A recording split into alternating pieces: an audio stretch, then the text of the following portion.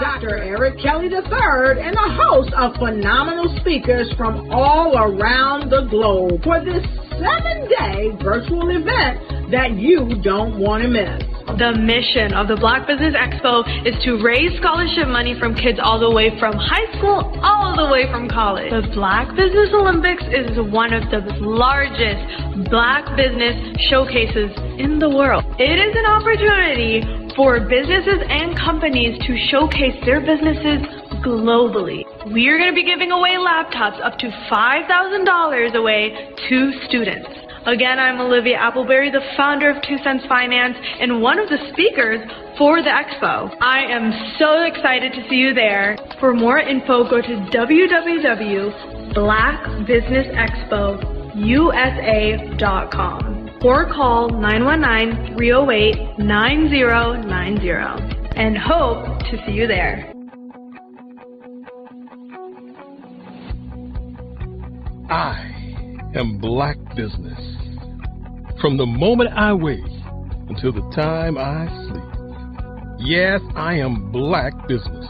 I am Black Business. Tell me, are you Black Business? I am Black Business. Do you support Black businesses? Listen, I support Black business because I am Black Business. Black Business Expo, one of the largest business showcases in the history of Black business in the world. The world!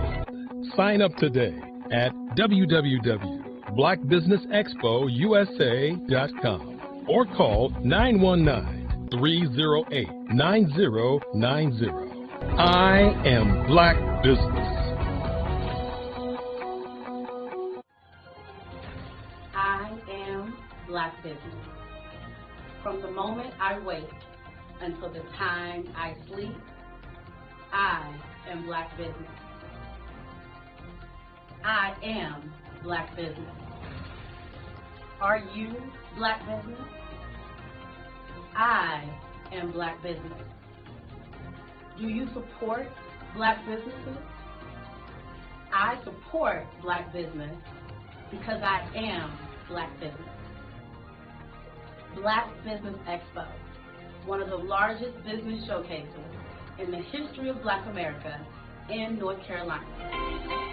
Join Dr. Eric Kelly III and a host of phenomenal speakers from all around the globe for this 7-day virtual event that you don't want to miss.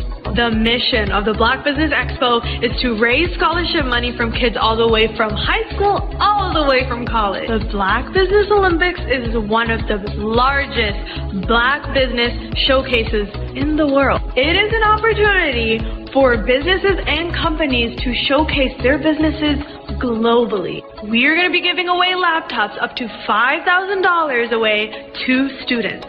Again, I'm Olivia Appleberry, the founder of 2 Cents Finance and one of the speakers for the expo. I am so excited to see you there. For more info, go to www.blackbusinessexpousa.com or call 919-308-9090 and hope to see you there.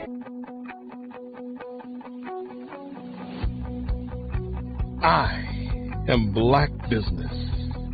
From the moment I wake until the time I sleep. Yes, I am Black Business. I am Black Business. Tell me, are you Black Business? Black Business Expo, one of the largest business showcases in the history of Black business in the world.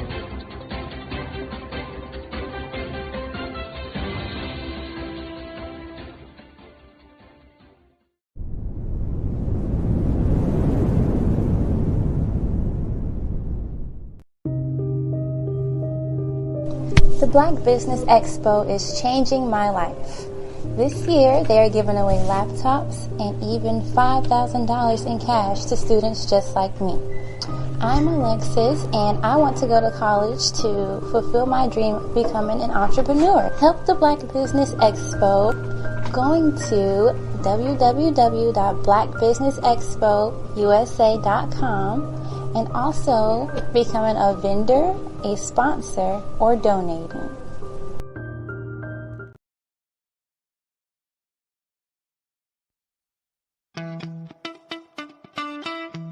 How many times have you been asked to help someone you didn't even know, a student, a business entrepreneur, or did you ever even ask, where did they end up? That business, that friend, that entrepreneur. Well, just maybe they ended up in a gang, bankrupt, homeless, or worse, dead. Maybe they turned to crime, drugs, and alcohol. Did you ever wonder? Did you destroy their dream, or was your life always so easy? At the Black Business Olympics, we started a movement to help students complete. Give them hope and foster success. Help them to leave their dreams of providing laptops, computers, and up to $5,000 in scholarship funds. Today, we ask you to help a student, a business owner, or an entrepreneur to realize their dream by sponsoring them, supporting them, and buying from them. Consider this. With $1.6 trillion in our Black community, we only ask for a small donation for our students, our businesses, and our entrepreneurs. And you can change a life today. So I ask you, what are you going to do? Sit on the sideline and watch our students in high school be leaders, miss out on their dream from lack of resources? Or are you going to donate to the movement and change their future and yours as well? Give us a call today at 919-308-9090. Change their life by investing with action to the Black Business Olympic Fund. The Black Business Olympics, one of the largest business showcases of Black business in the history of the world. Over the past few years, we've seen the growth of existing and new initiatives focused on financial inclusion, building global networks, and reducing the wealth gap in response to the idea there's not enough seats at the table. Whether their outcomes are to increase the representation of Black executives on corporate boards, ensure an inclusive global economy, or to create new U.S.-African commercial pathways, the strategies are often carried out by separate programs. The question is, should they be? With the continent of Africa being home to more than half of the world's fastest-growing economies, the youngest workforce, over 400 companies generating more than $1 billion annually, 700 generating more than $500 million annually that are poised for growth, and being the destination of nearly $5 billion in venture capital in 2021. Diversifying U.S. and Africa commercial engagement by building bridges between African businesses and their U.S. diaspora should begin being seen as mutually beneficial. From helping to reduce Africa's enormous capital gap to catalyzing two-way trade opportunities, the COVID-19 global pandemic hopefully has taught us that global challenges and opportunities are more interconnected than we thought. During the pandemic, African companies like Unicorn Flutterwave, insurance provider Reliance Health, ride-hailing app Yasir, and 54Gene, the continent's first bank of DNA on people of African descent, proved that when African companies have access to networks, capital, and information, they grow big, grow fast, and create solutions that are valuable to the world. This is why Be Direct was created. We are the first U.S.-based but African-centric board preparedness and board search company designed to connect U.S. Black talent and corporations to African businesses. Unique and fundamental to Be Direct's success is our process of helping board candidates adapt their experience and networks to an African context before they're connected to high-growth companies that are looking to locally and globally scale. From our focus groups with African business execs and government leaders, we don't ignore the sentiment that business is easy, but people are hard. Having a pool of board candidates with hard-to-access networks and extensive experience across the business lifecycle, including successfully raising capital, is table stakes for an initiative like this. So yes, we have that. But corporate or entrepreneurial success in the U.S. does not guarantee success in Africa. Developed alongside industry partners on the continent, our training program, Be Direct Prep, is designed to transpose their experience to create cultural comfort, understanding, and the commitment to helping businesses in Africa scale. Our board governance sessions are African, continental, and country specific. integrated with cultural awareness and dexterity training. Masterclasses led by African industry execs and mentoring and coaching from African continental-based facilitators. But even more unique to Be Direct Prep, we cap off our training program with an immersion trip to help candidates that have not been to Africa before see and feel Africa's complexity and opportunity from African soil. We all know traditional network-based board placement has historically left a lot of us out of ever really being in the paid board pipeline. Our strategy supports the work of many great organizations that are successfully filling seats at U.S. board tables by creating more tables for those that are still left on the sideline. It's time to start seeing the role and value of U.S. Black talent and businesses on the continent of Africa differently. Old perceptions and habits limit economic inclusion. Let's transition Black talent and the African businesses they will support from the periphery of the global economy to its core. Living in a global lockdown, we all know now how fast local and global economies can change and see the value of having businesses that hire, strengthen local value chains, and even grow globally. Status quo in any form holds back progress. We must democratize U.S.-Africa commercial engagement by socially and economically connecting cultures that have long been disconnected. It's time for Africa's U.S. diaspora to redefine their global value by helping African businesses scale continentally and globally.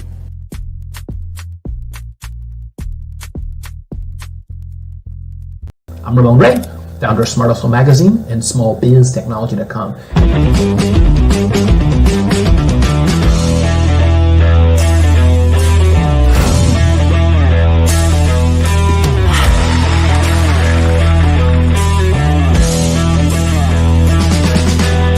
You're here today to celebrate small business success.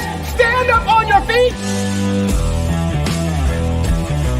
You rocked the house. It was amazing. Didn't we learn?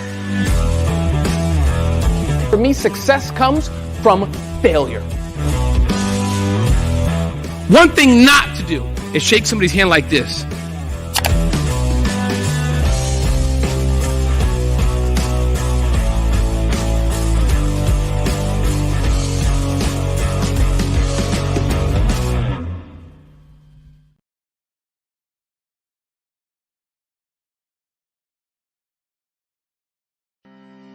Are you aware that showing off your expertise can gain customers and position you as an expert in your industry? Consumers need confidence to purchase, so let us showcase your knowledge by interviewing you for a 3 to 5 minute video. We'll position you as an industry expert with a customized interview-style video, and for a limited time, we'll cover all production costs. Click this ad or call now for all the information. You'll want to experience the same 5-star service our customers love. So take advantage of this one-time offer. Click this ad or contact us now.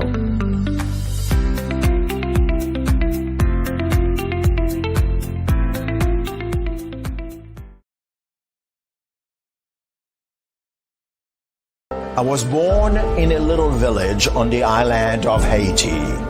Many deadly diseases pounded me. It is as if they were on a mission to end my existence on this earth. I refused to give up. In 1983, I left Haiti and came to the United States of America. And I came with $5, 2 shirts. I didn't speak any English. I came to Atlanta. I got a job. I was a doorman. I was a doorman with a dream. What I used to do, I used to come on stage. I'd rehearse this moment that I'm standing in front of you. That's the power of a dream. Maybe today is the day you begin acting as if you already have it. And then step out with full force. Take a risk. No condition is permanent. Don't let your situation distract you. You are chosen. You are called. You are born for a purpose in this life. Did you know women represent just 3% of Fortune 500 CEOs and less than 15% of corporate executives at top companies worldwide? Have you wondered what the secrets are to getting into the top ranks, whether in the private or public sector? Do you want to figure out how to stop being held back in your career or passed over for promotion? Then you're in the right place. Hi, I'm Dr. Madeline Ann Lewis, President and CEO of the Executive Women's Success Institute. I have decades of experience in the military, the federal government, and corporate America. And my mission is to help women succeed and tap into their full potential.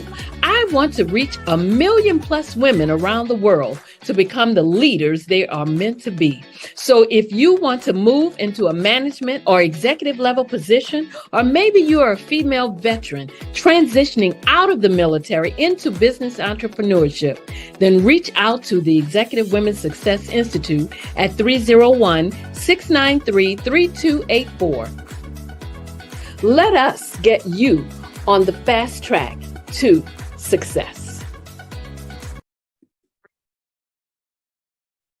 Hello, I'm Dr. Madeline Ann Lewis, President and CEO of the Executive Women's Success Institute.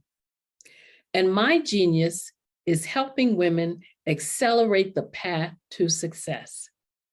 You know, I was blessed to have strong women in my life who encouraged, motivated, and pushed me to do my best and to never even think about giving up on my dreams. So I say to women, we must show up to rise up. We have talents and potential, but who will see them if we don't speak up and get noticed? I know that women are a tremendous resource on this planet, and there is nothing more fulfilling than helping a woman tap into her full potential.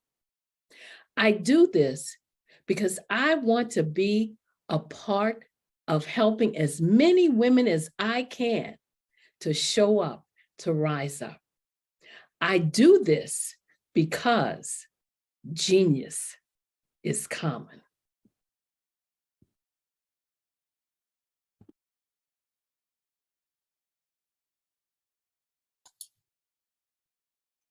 Hi, I'm Barbara Smith.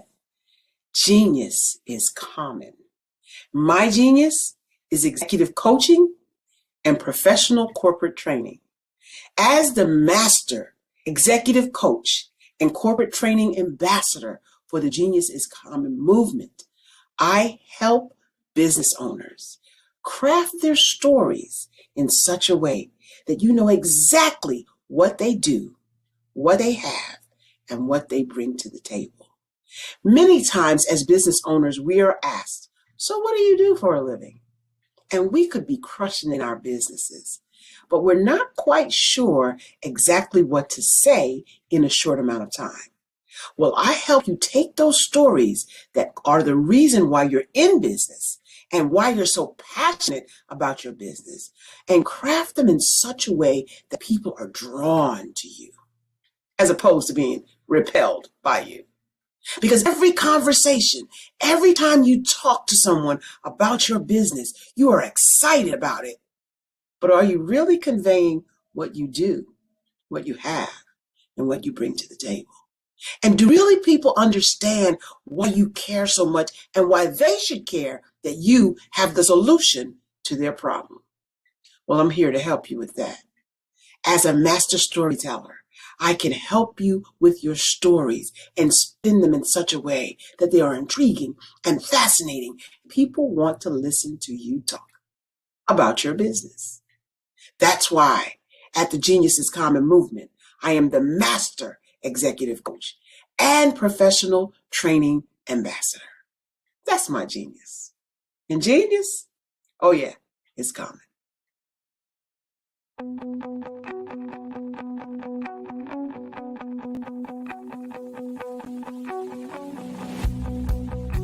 I am Black Business. From the moment I wake until the time I sleep.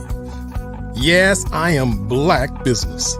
I am Black Business. Tell me, are you Black Business? I am Black business. Do you support Black businesses? Listen, I support Black business because I am Black business.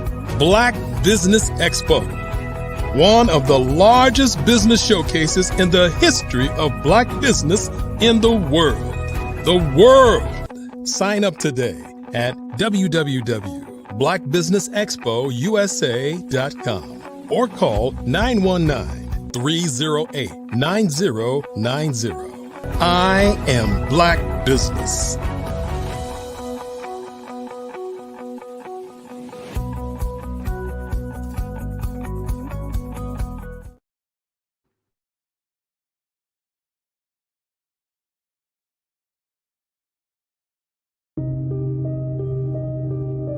The Black Business Expo is changing my life.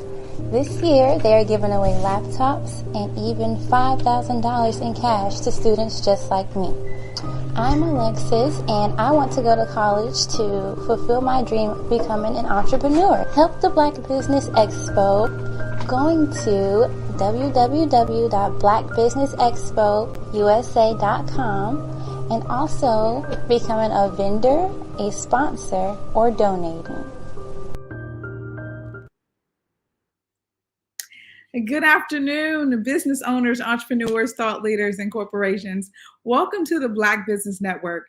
My name is Spiritual Teak, and I'm your business moderator for this afternoon on the Black Business Network. The Black Business Network is a 24-hour business network showcasing Black businesses, Black owners, entrepreneurs, thought leaders worldwide. We have speakers from North Carolina, London, Singapore, Africa, Japan, and cities all over the United States. The Black Business Network is a global community sharing its business knowledge to empower, inspire, and educate businesses about business. This afternoon, our first keynote speaker is Erica Mann. Erica is a CEO who attended North Carolina A&T State University and received her undergraduate degree in public relations. While working for corporate Fortune 500 companies, she's continued to further her education, receiving certifications in Lean methodology and Lean Six Sigma Green Belt from North Carolina State University. She then obtained her MBA from Strayer University while working full-time as a single mother. Erica Mann birthed Prestigious Image LLC from a college project into a successful business with a six-figure revenue with 2 years of opening. Though she faced adversaries, Erica found success within her vision. I present to you Erica Mann. Hello, Spiritual Teak and everyone. Thank you so much for having me. It is so good to have you here today, Erica. Good to have you. Genius is coming, and I'll see you on the other side. Thank you so much. Well, everyone, I appreciate the beautiful introduction. So again, I am Erica Mann. It's spelled like Erica, but it's pronounced Erica. But I will answer to Erica. I answer that both actually. And so again, I'm the business owner. I'm the CEO of Prestigious Image LLC. We are a business consulting firm. We help companies and people improve processes. We help them create processes, and we help new business owners get their startups in place and provide them with the business documentation that they need. For existing businesses, we also, provide consulting services. We are also a public notary here in the state of North Carolina, and we focus on helping existing businesses reach their goals, document their goals, and really get to a place where they have the documentation that they need to be successful as a business. When working in corporate, one thing that I learned is that very many companies, big and small, Fortune 500, Fortune 100, even those just making $3,000 a year, they tend not to have the time to actually document. So today, I am here to talk to everyone about documentation and why that's so important. One thing that I believe, even in my personal life, we all know how important it is to tell your story. And so in telling your story from a business perspective, documenting the historical portions of your business, how you got started, processes that you had in place, how you improve those processes over time, help to tell a story of how a business was birthed. And that's important because when you have new employees that are onboarded, you want to make sure they understand the culture of your company. And portions of that story that you document tells the new hires, it tells your clients even what it is that you do, why it is that you do it. And it helps to support your visions, missions, and goals that you set for your business, right? So in my experience, I learned that a lot of people just don't find it important. And so a lot of times, even when I go into the spaces of Fortune 500 companies, I constantly have to, redirect them into the direction of, hey, I understand it feels like busy work, right? Because documentation for a lot of people is administrative work. And so what happens is they really don't understand that it's more than just admin. It's more than just busy work. It is ensuring the longevity, and it's also ensuring the success of your business, of your team, whatever it is that you're working on. So these concepts can be applied to your personal life. For example, if you document what you spend throughout the year, doing your taxes at the end of the year is easier because you can then tell the story of how you spent your money and how you made your money. So that is one thing I also focus on, is from a personal development perspective, showing people that these business concepts and methodologies can be applied to your personal life. So if you're going to go get certified in it, use it also to improve your life. And so that's what I did in order to start my business, which is how I went from 1 year, $2,000. And by the end of that first year into the second year, I was making six figures. And I'll share a little bit about how I did that. And then I'll go into business process management and the demand phases and things like that. And we'll dig a little deeper. So the way that I did it was I worked smarter, not harder. I knew that what I was doing in corporate was well sought after because they would tell me so. I knew that it was something that I would have a lot of longevity in because I could go into different industries within business. So there's not an industry in business that I cannot touch. And so that makes me viable in what I do. Well, when I realized that, and I would go to W-2 work, and people would say, we'll certify you in this, or we'll help you educate you in that. And then they would give me opportunities to then teach that to other people. I saw that as an advantage. And I saw it as reciprocity. So while working there, I would go and enroll in programs, get my certifications, and I might be there for a few years, 3, 4, 5, longest I think was 7 years. And then what I did was I then took that while working and launched it into a business. It took me roughly about $300, $400 to build a website, get an EIN, and then move forward with transitioning. So because I had good work history, I was able to then translate that into what they call a corp-to-corp contract, or C2C. And I think some people even refer to it as B2B, but that's a tad bit different. But corp-to-corp contracts, there are websites dedicated to these contracts.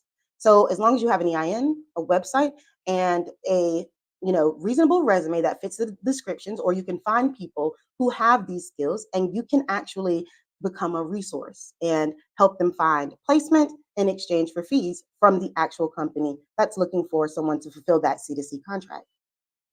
By doing that, I knew the salary that I was already making. In the meantime, I went and got my MBA, working smarter, not harder.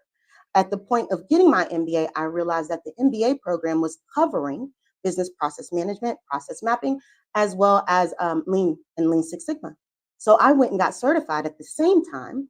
So that way, not only was I learning about it from a professor and engaging in it in class, I was also at another university taking the same classes for specifically getting certified in Lean Six Sigma. So I graduated within a month's time with both my MBA and my Lean Six Sigma approach and being certified in that. So saying that, I maximized the time I had. That all occurred within, I believe, 13 months. After that 13 months, I got my first C2C contract. They paid my company directly, and then I paid myself. In the meantime, I educated myself on business taxes, what business structures I wanted to pursue as far as like the financial portion of it, and how I wanted my relationships to look like with my clients. That allowed me to do what I call speed to market. I was able to get a business up and running and then get that business to six-figure status. This can be done with any business you enter if you have a background in it and you have enough experience and the given credentials. A lot of people don't think about that. They think about a business and they think about, let's start very small. You can start as big as you want. All you have to do is sit down and write out the plan, right? And document what it is that you want and how to get there and do the research. So that takes me into lean methodology, which I mentioned earlier. I'm Lean Six Sigma certified at NC State. I took the program there. It's a wonderful program. And most universities and community colleges have them. You can go get Yellow Belt certified, which will allow you to be a lean practitioner. Not Six Sigma portion. That's a little bit of a deeper dive. The Six Sigma portion is more about data analytics, gap analysis, and understanding where your gaps are and how to read the data in order to improve your process. And then using that data to control the process afterward. Let's talk about the DMAIC phases. So when we talk about the DMAIC phases, we're talking about DMAIC. The D in DMAIC, which is a part of lean methodology, LEAN methodology, is define. So the first step is to define your problem, not the solution, because we like to do that, right? We like to jump to the solution. So when you're greenhousing ideas, you don't jump to the solution. You explore the problem so that you understand your root cause, because you don't want to approach the symptom. That's more like putting a Band-Aid or duct tape on it. What you do want to do is you want to ensure that you understand where the core issue or where the problem actually stems from originally, because then you can pull it up at the root and remove the issue. So in the define phase, you're going to have conversations with people. You are going to really define and put it into what they call a project charter, which the project charter tells you who the project members are, gives you a high-level outline of how fast you think you can complete it or when you want to.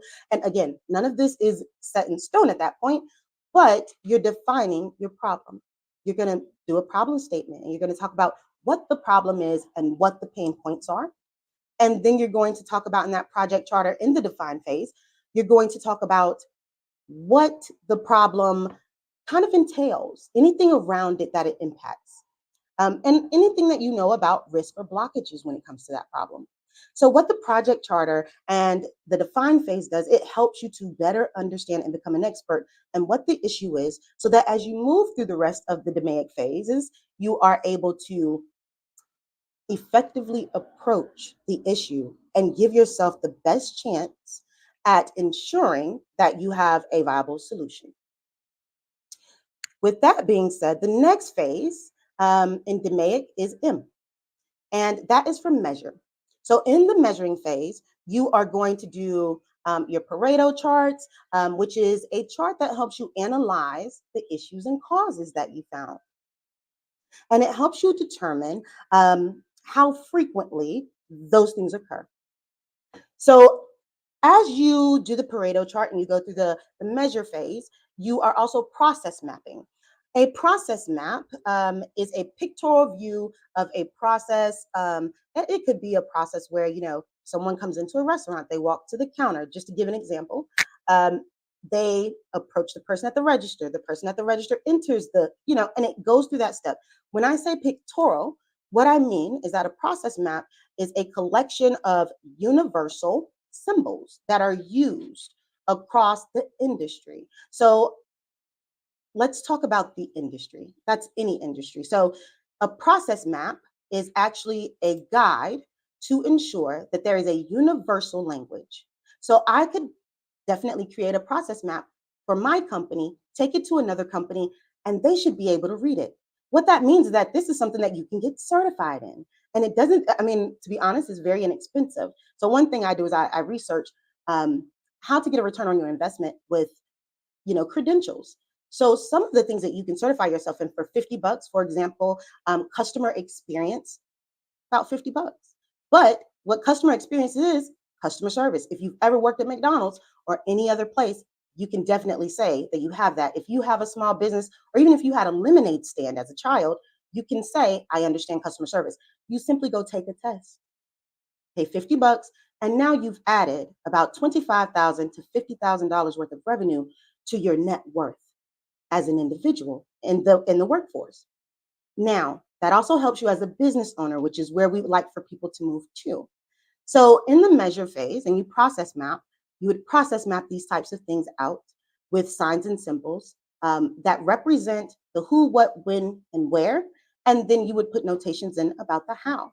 So it looks like a diagram, if you will, of information that takes you through the flow of a process. And what this measure phase and what the process maps and the Pareto charts and understanding your issues and understanding your root causes does, it helps you to formulate a pretty nice package of documentation for the analyze phase. In the analyze phase, you are going to then look, and that's the A in DMAIC, you're going to then look for areas, gaps. You're going to analyze the information that you gathered during the measure phase. So during the measure phase, you gather a lot of data.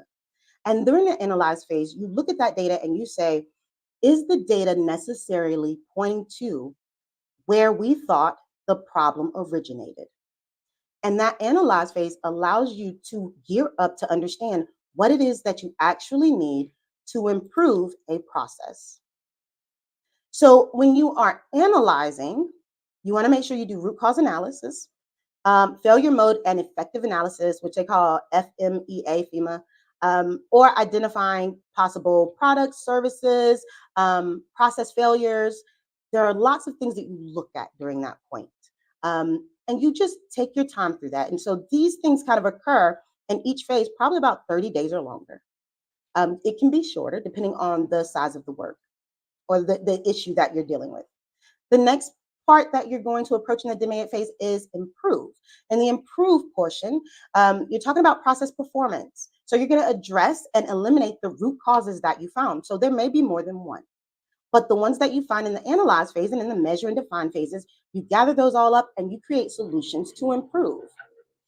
Once you do that, in the improve phase, you are talking about designing experiments or DOE to solve for those problems. If there are complex processes or issues that you find. During the improve phase, I like to do what's called a Kaizen event. The Kaizen event is really just a rapid change event, happens over a few days, and people commit to sitting in something like a business war room for maybe a few hours a day to a full day. And they focus on the narrow portions of the project work as a team. So as a team in the Kaizen event, everyone's going to get together. They're going to talk about the problems that were documented, and literally they're going to put on paper, on a wall or on a marker board, what those problems are. And you collaborate together with having the right people at the right time. So those who understand the issue, those who understand the problems, the individuals who, not necessarily the leaders, okay, they come later, and they come at the beginning because they help to kind of approve things. So if you are a leader, you would be there to make sure that you understand the project charter and that you understand the improvements that are being implemented and that you approve of that. But the team that's working on that will be in these Kaizen events, focusing on how to approach each and every one of these root causes that you found.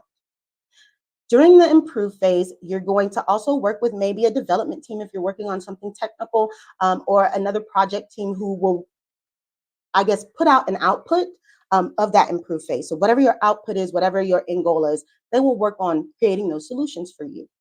And so once they get to the point of creating those solutions, they will go through project and or product phases themselves to get that done. After the improvements have been completed, they are then implemented. So now we are at the C part of DMAIC, and that would be control. So after you get to a point of improving that process, you're going to control it. You're going to look at it from a future process performance perspective, right? And you're going to have a control plan, which is a document that is needed to help you improve the process at its current level, right? So it's going to help you make sure that you're looking at the documentation as far as the data on a consistent basis. Normally that looks like pulling data at the end of week 1 after the improvement, at the end of week 2, at the end of month 1, month 2, month 3. They can last anywhere between 90 and 120 days on average. And so you're going to go through a statistical process for monitoring the improvement behaviors. You really want to look at how those improvement behaviors align to what you expected in your outcome. The reason why you do that is because you never want to implement something and say, oh, well, it's done. Because maybe what you implemented needs to be improved upon. And that's where in lean and in the DMAIC phases and business process management and business process mapping, we talk about leaning into things, really looking at it and looking at it from a perspective of how can we improve it from a stance of transparency and truth, right? So you want to be honest with yourself, you want to be transparent with your team, and you want to be accountable so that you can give yourself the best outcome possible at success. Sometimes this means that you have to understand failing fast. It is okay to fail because failing is not a loss. It's actually a way for you to get an experience, to learn a lesson. So you never really fail. It's always a win. So with that perspective in mind, if you implement something, after you improve it and then you implement it, in the control phase, if you realize, hey, this isn't the improvement success I expected, this isn't the rate of success I expected, or this isn't the outcome I expected, then what you want to do is go, you know what? It's okay. We failed fast. We know that something needs to be tweaked. And you go right back to the define phase.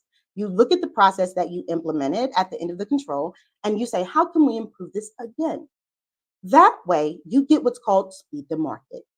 You can improve continuously, continuous improvement, lean thinking, right? And that way, you have a better chance of improving time and time again and getting to perfection faster than taking 4 years to get something to the market that's in perfect condition. So nothing's ever really perfect. So what we learn is that it's better to go through the DMAIC phase again and again. And that leads us to what I said before when we started here, which is you can apply this to your life, right? So you can lean into what hurts. You can lean into the pain, especially as a business owner, being a Black business owner. I'm very aware of mental health. I'm very aware of, making sure that there's work-life balance because we deal with things that are internally traumatic to us. So in doing that, leaning in to my experiences and thinking from a perspective of lean helps me to look at it from a place of, you know what, I can improve this. And that empowers me to do better, be more, right? So in the control phase, you have your control plan, you have your statistical process control, and you have the 5 S's because you want to, make a workplace that's suitable for control. That's normally in like a pipeline situation where you might be in some type of a warehouse where they have a belt line and they're going through the process of creating a product. The 5 S's are a visual chart that help you understand kind of where your controls are. It helps you to understand where your checks and balances are as well. You can also do mistake proofing at that time. So in the control phase, like I said, that you may also hear it being called a warranty phase. All right, so it's just a time period where you are reviewing the data and making sure that what you implemented is actually having measurable success. So let's talk about measurable success in business and in personal. Measurable success is kind of like having a goal that you have a time frame around that is measurable, meaning you can have metrics around it and you can go pull those metrics. For example, if you want to save money, you create a bank account. You look at how you can save money, how you can actually make your money grow for you while you're saving it. So you may have a bank account that allows you to have some fees attached to it for just letting it sit there, like a CD account or something, or a market account. So you would take that, and as you let that money grow, you would eventually at the end of month 1, 2, 3, maybe month 6, you would go to the bank or go online and you would pull the data for that account and take a look at it yourself, right? So that is where we are talking about understanding that after control phase, you have to look at those things and lean into your life, right? And you can control that. Just like the example I gave with having a bank account, you pull the data yourself, you look at it, or you have a professional look at it, and you sit down with that professional and you say, where am I on my process? Where am I on my journey? And you assess that through actionable data that you can see, facts, not just what you think, and not just based on the amount in the bank account. You want to look at how much money is coming in, because the reality is, although you're saving the money, you also want it to grow. Is there another type of account that you should be switching over to continue to grow that money? Is there a different amount of money that you should be putting in based on the requirements of that account so that you can maximize the benefits and return on your investment? So those are the things that we think about, even in business, as well as our personal lives when it comes to leaning in. And that's kind of like the thought process of how you do that.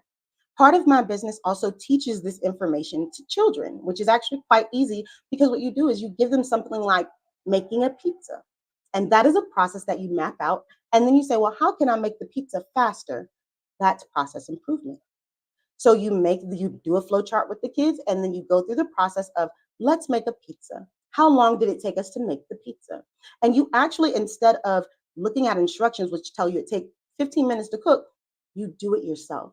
So when you're looking at processes from the MAIC phase, you want to make sure that in business, you're not looking at the documentation that tells you how long it should take. For example, in a call center, you may be looking at the process of how long it takes someone to complete a call.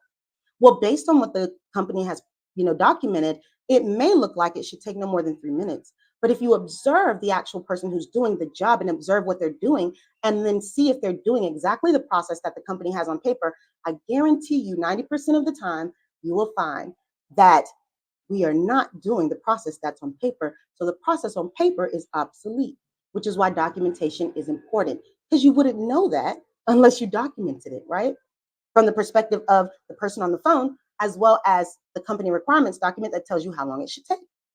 So you want to be mindful about those things as you move through these processes to observe people. And that's a part of your define and measure phases, is observing people in those settings if people are involved. And that's where we talk about people, processes, and technology.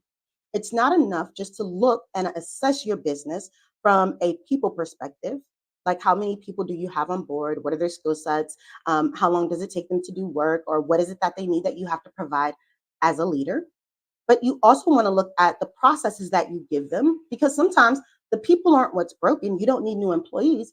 You need new processes that make things faster, easier for them to do their job so that it takes them less time and gives them more work-life balance. Also, technology. Sometimes it's not the people or the processes. Maybe you have great people. Maybe your processes have been, maximized, and those processes run smoothly, and they give you the output you're looking for, and you reach your goals. But the technology is where it's broken, because maybe you just decided as a business owner, I don't want to pay for new technology. I'm fine with the old one. Well, we know that technology is forever evolving, and you want to keep up with that. You want to keep up with the newest and latest and greatest in processes, the newest, latest, and greatest in skills, which are your people, as well as the newest and the latest and greatest in your technology. When I say the newest, latest, and greatest, what I'm talking about is, for people, help your employees improve their skills. Find ways to help them get the training that they need, because when people are better educated in what they do, they have more confidence, they do a better job. And as a business, when you provide them with that, you're giving them an incentive and a benefit, and you're also saying, hey, I value you. As a Black business owner, one thing that I do want to make sure is that I'm providing work-life balance for my employees, fair pay, and opportunities to grow. So as a business owner, I decided, working in corporate, I saw how everyone said you should be dedicated to a job until you retire. My motto is, I don't want you to work here forever. I want you to grow. So I'm here as a business owner who birthed their own vision into a reality, a successful one, to help you do the same. So I feel like it's important, and I think many people agree, that the things that we do every day while working for others, we also do for ourselves. So while I was taking these courses and learning these things, I began to apply them to my personal life and into my roadmap of what I wanted my company and my business to be. And I encourage all of you to do the same, because I promise you it will change your life. You will find that you can be happier, you can be more productive, you feel more confident, you're more assured in what you're doing every day. You don't have to remember everything, because you have a process that is documented. How many times do we have lots and lots of passwords that we do not write down? And we rely on technology, and one day you accidentally leave the phone on top of the car, and you pull out of the parking lot and the phone is broken. Maybe you didn't back that up to a cloud. So now you're at square one and you've lost all that data. So sometimes we have to understand that the process of people, process, and technology is understanding that you need a plan B. And plan B is always to write it down, document it so that you have it, so that you can refer back to it, so that you can improve upon what is currently in place.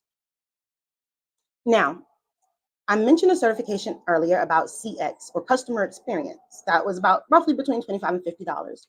There are other certifications that I have taught as well as shared with others. And as I help people develop business plans and personal plans, right?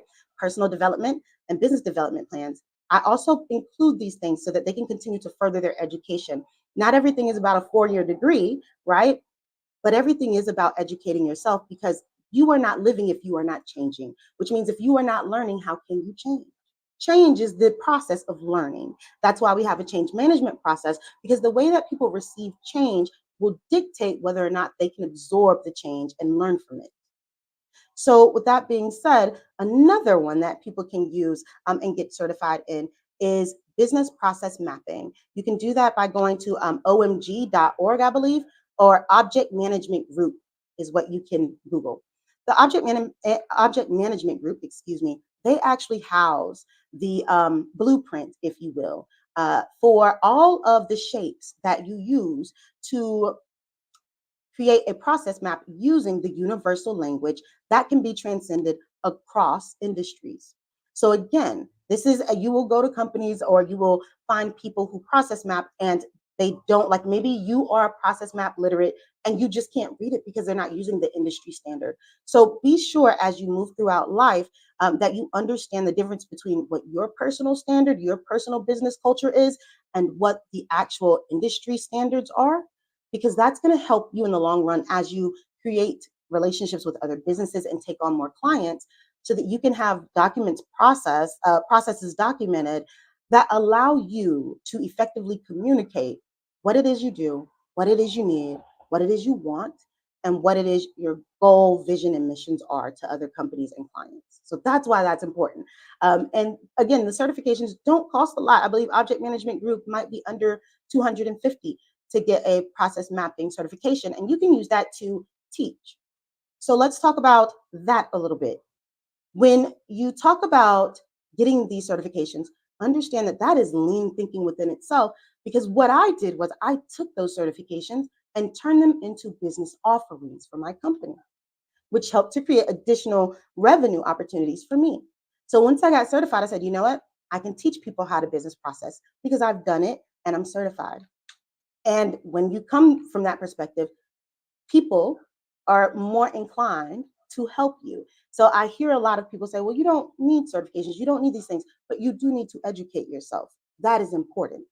So make sure that whether it's traditional education or you doing the research and then doing the work yourself, understand that when you walk into that room as a business owner or as an individual, that you have given yourself the best opportunity at success by understanding how these things, impact your life and how you can utilize them. And so that way, you're actually putting not only knowledge or research on paper, you're putting it into action. And so that is what I wanted to share with all of you today in regards to making sure that you understand lean methodology or lean thinking, which are the DMAIC phases: define, measure, analyze, improve, and control. As well as business process mapping that you will do in likely the define or measure phases, which is just, universal notations, right? So we use those objects to make sure that we are telling our story or mapping our processes, because it's really a story, in regards to using something that is a notation that is universal language, just like you and I, like math is a universal language, right? So understand that you might want to look at universal languages across the industries you serve or in your personal life, because they exist. Music is a universal language, so is art. So all of these things are interconnected. And so as you move throughout getting certified in lean and helping your customers and improving your business and setting those goals and reaching new heights and setting the bar for yourself, use the mindset that you can achieve anything, that even if you fail fast, and that what you wants you. Oh, Eureka, I love that. And I pronounced your name properly this time. Apologies. Oh, you are fine. Thank you. Eureka, I love that. What you want wants you. You dropped some for real nuggets. I was in here taking notes myself. It's been a pleasure having you here this afternoon. Can you tell us, and those who are watching and rewatching the replay, what's the best way to get in contact with you? The best way to get in contact with me is at www.prestigious, PRESTIGIOUS, image, IMAGE.work, WORK. Or you can reach me at what looks like Erica Mann at prestigioussimage.work. And either way will work, and I respond within 24 to 48 hours. Oh, that is beautiful. That is beautiful. Thank you very much again. And genius is coming, and we'll see you on the other side. Thank you. No worries. The Black Business Expo mission is to raise funds for high school seniors going to college for K-12 entrepreneurs. This expo is a fundraiser for students. The expo is a fundraiser for students, you can go to the website www.blackbusinessexpousa.com to donate to the scholarship fund, or use Cash App on the screen below and say the Cash App sign BBXUSA. Our goal is to give laptops up to $5,000 to 10 students. Students can register online at www.blackbusinessexpousa.com. Every dollar counts, so we want to remind you to donate to the scholarship fund. We want to thank our Black Business Expo USA sponsors, the NC100, Moody Capital Partners, Sway Soul, Lotus Ritchie Coaching and Training, Carolina, Virginia Minority Supplier Development Council, Step Management, The Hello LLC, Barbara H. Smith LLC, Margie McLean Foundation Incorporated, Genius is Common, Earth Essentials, 5-Star BDM Media, Mullane Shaney Global, Executive Women's Success Institute, The Quality Coaching Company, Superwoman Business Services, Creative Force Studios, Lee Entertainment, Artist App Design, Black Business Expo USA. Genius is Common, and I'll see you on the other side.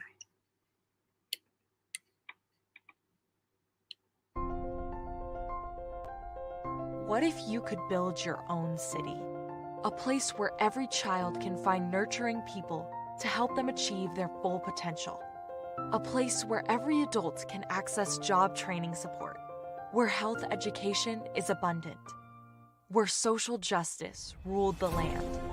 A place without limitations. Welcome. You have arrived at STEM City USA. It is what every city should be. A safe and trusted community where you find people and resources to help you become everything you are and beyond. STEM City is unlike anything you have ever experienced. It is a digital twin of the world around you, only better. STEM City is about energy and soul renewal. It is more than a digital world. You can almost feel the power of live cultural events, music, and theater. STEM City promises a better future for children with caring mentors and hands-on activities with dedicated tutors to support our youth. STEM City is your passport to a healthy lifestyle with weekly events addressing our community's many issues. STEM City is your financial well-being with helpful information on wealth management, career advancement, job training, and so much more. STEM City is the community you deserve. It is the city where your dreams can come true. STEM City USA, a place in the sky that is accessible to all who reach for the stars.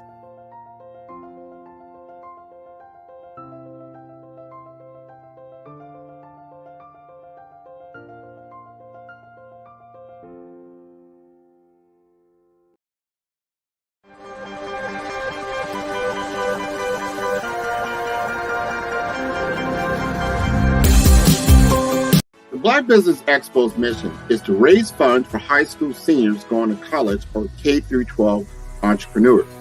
This expo is a fundraiser for students. Please, you may go to www.blackbusinessexpousa.com to donate to the scholarship fund or use the Cash App at $BBXUSA. Our goal is to give laptops and up to $5,000 to 10 students. Students can register online at www.blackbusinessexpousa.com. Every dollar counts. Please donate to the Black Business Expo USA Scholarship Fund.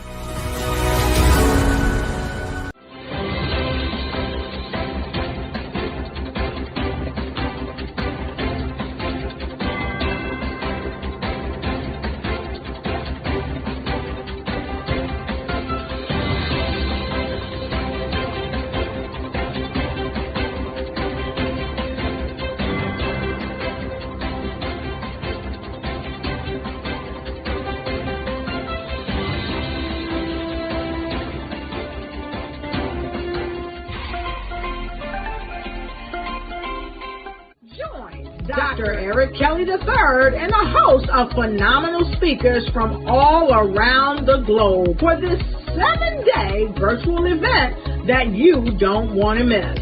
The mission of the Black Business Expo is to raise scholarship money from kids all the way from high school, all the way from college. The Black Business Olympics is one of the largest Black business showcases in the world. It is an opportunity for businesses and companies to showcase their businesses globally. We are going to be giving away laptops up to $5,000 away to students. Again, I'm Olivia Appleberry, the founder of 2 Cents Finance and one of the speakers for the expo. I am so excited to see you there. For more info, go to www.blackbusinessexpousa.com or call 919-308-9090 and hope to see you there. I am Black Business. From the moment I wake until the time I sleep. Yes, I am Black Business. I am Black Business. Tell me, are you Black Business? I am Black Business. Do you support Black businesses? Listen, I support Black business because I am Black Business. Black Business Expo, one of the largest business showcases in the history of Black business in the world. The world! Sign up today at www.blackbusinessexpousa.com or call 919-308-9090. I am Black Business.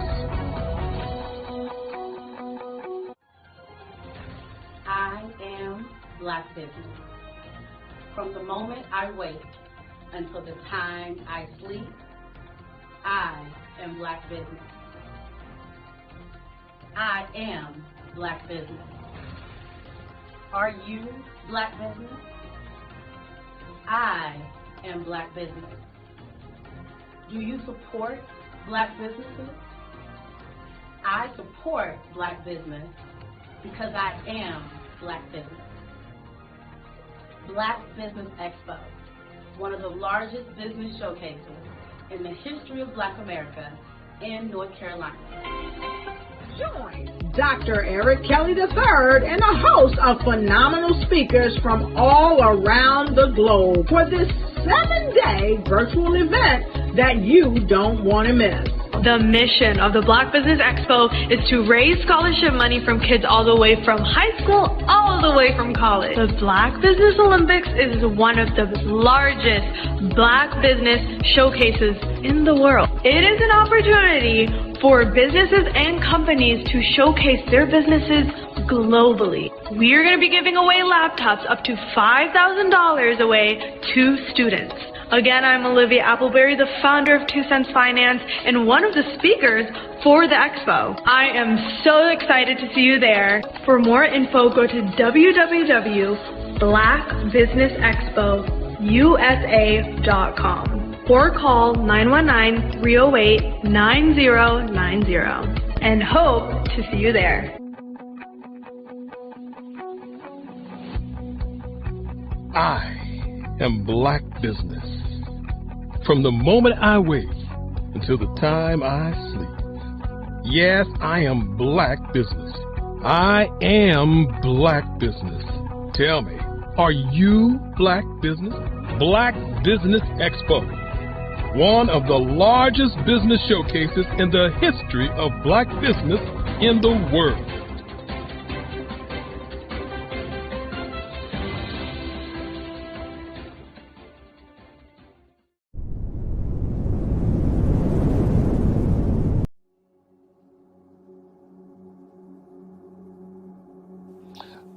I was born and raised in southeastern West Virginia, the coal fields. My father was an AME minister. For me, I was very fortunate. Even though I grew up in the segregated South, I was surrounded by flourishing Black businesses, doctors, lawyers, bankers, dentists. They were all there and they were all successful. And I guess that's part of my dream, is to see that success come back. My name is Joseph Simmons, and I am the founder of the Center for Micro-Entrepreneurial Training. We have this moment in time where we can change the trajectory of people.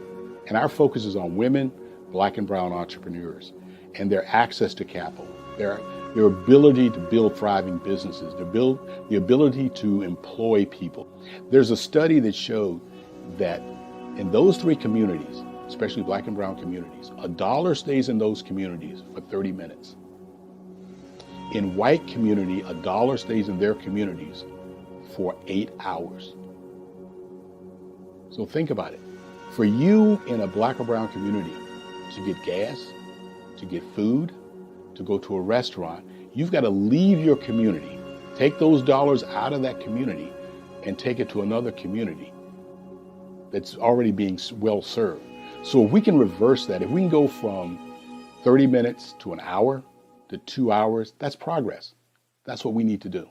I was with SCORE, and then in May of 2020, of course, the events happened in regards to the murder of George Floyd. The other thing that I was experiencing was the denials of federal funds for small businesses.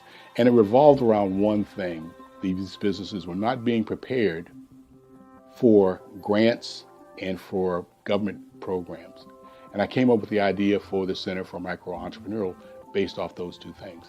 Morgan Stanley had a report out in 2020, first quarter, and it talked about there were 3 groups that were massively devastated by COVID-19 on their business. That was 1, women, number 2, Black, and number 3, brown entrepreneurs. The research showed that they had less cash on hand, they had less opportunity to go into a bank and get money, and they were very dependent on family and friends to keep their business up and running. If we can focus on those 3 groups, then we can have a dramatic impact on our communities. Really, the focus is on 3 areas.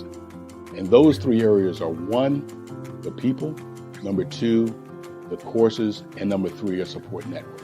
Here at CMAT, we will provide you with the fundamentals for generational success. And you will be creating a vibrant community by attending our 5-day immersive training course.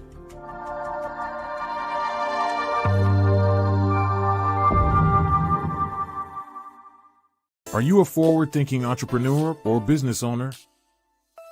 The world is changing faster than ever, and it's time to pivot and adapt to the future. Hello LLC is here to help you do just that. Hello stands for helping enterprises leverage leading-edge optimizations. Our innovative solutions can streamline operations, reduce overhead costs, and give you a competitive edge in a market projected to reach $5 trillion by 2030. By pivoting to the metaverse, businesses can tap into a rapidly growing market that is projected to be a significant part of daily life for 25% of Americans by 2026. As a full digital metaverse agency, the Hello LLC can help you create custom solutions to streamline operations, increase productivity, reduce costs, and drive brand recognition. Why should you pivot to the metaverse with the Hello LLC? By leveraging cutting-edge technology, you can provide immersive experiences for your customers, expand your global reach, and unlock new revenue streams. Contact us today to make the pivot.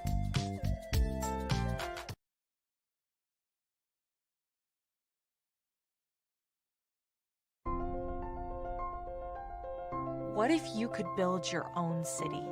A place where every child can find nurturing people to help them achieve their full potential. A place where every adult can access job training support, where health education is abundant, where social justice ruled the land. A place without limitations. Welcome. You have arrived at STEM City USA. It is what every city should be. A safe and trusted community where you find people and resources to help you become everything you are and beyond.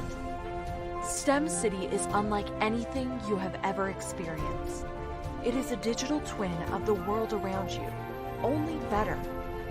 STEM City is about energy and soul renewal. It is more than a digital world. You can almost feel the power of live cultural events, music, and theater.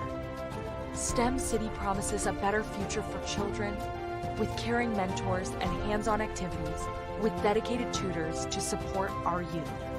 STEM City is your passport to a healthy lifestyle with weekly events addressing our community's many issues.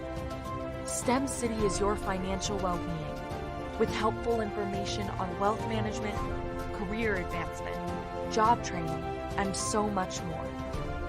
STEM City is the community you deserve. It is the city where your dreams can come true. STEM City USA, a place in the sky that is accessible to all who reach for the stars.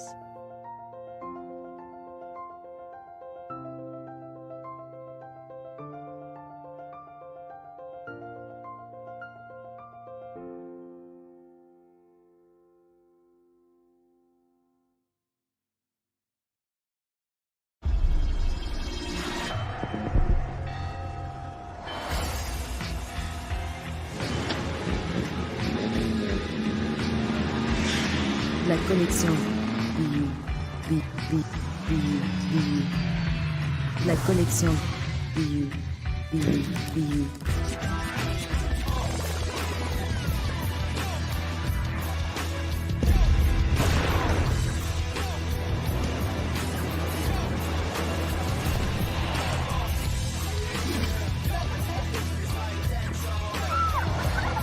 In a world obsessed with the cult of celebrity, I challenge you not to aspire to anyone else's greatness, but instead strive to reveal and ignite the greatness within you. Are you serious? I totally think that that's it. Hey. No! Hey! To me, sexy is a man that knows who he is and what he wants. Okay. He's comfortable. You look at him, you see him, he's just comfortable being himself. And you're like, Baby, be you. Be you, baby. Just be you. I like it. Introducing the Be You collection, exclusively available at K&G Fashion Superstore.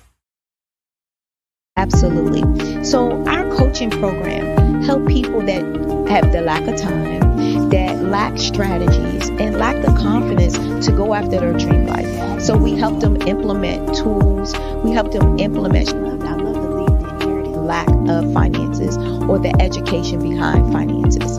But it wasn't until I lost my firstborn, my only son, that life changed for me. And where I was going after it all, living the corporate life, hitting my 6-figure income and living in my dream house with my dream man, driving my dream car. Wow. I nearly lost it all when I lost my son. And so I realized it only takes one financial catastrophe that can change your entire life. That's what made me start All New Beginnings. Because no matter what's going on in life, there's a new beginning.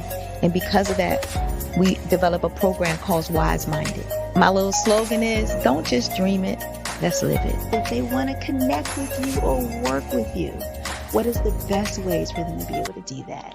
Well, for my social media guru, you can connect with me on every single social media platform as Tanya T. Morris.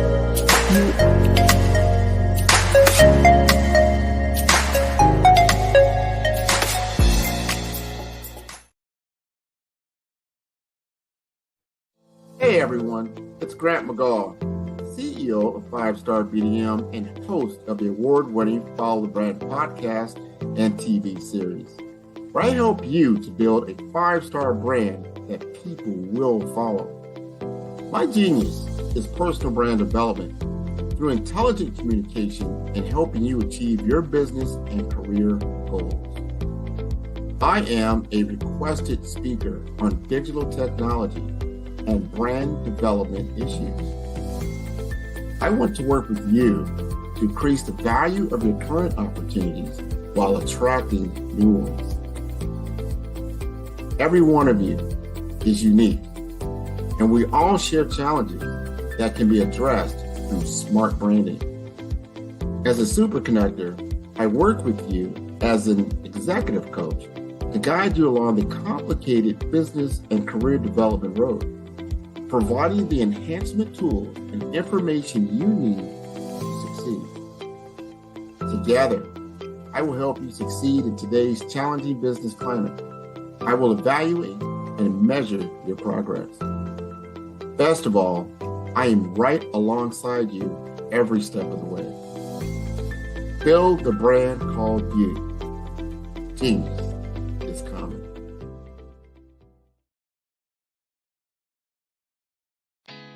Did you know women represent just 3% of Fortune 500 CEOs and less than 15% of corporate executives at top companies worldwide? Have you wondered what the secrets are to getting into the top ranks, whether in the private or public sector? Do you want to figure out how to stop being held back in your career or passed over for promotion? Then you're in the right place. Hi, I'm Dr. Madeline Ann Lewis, President and CEO of the Executive Women's Success Institute. I have decades of experience in the military, the federal government, and corporate America, and my mission is to help women succeed and tap into their full potential. I want to reach 1 million plus women around the world to become the leaders they are meant to be.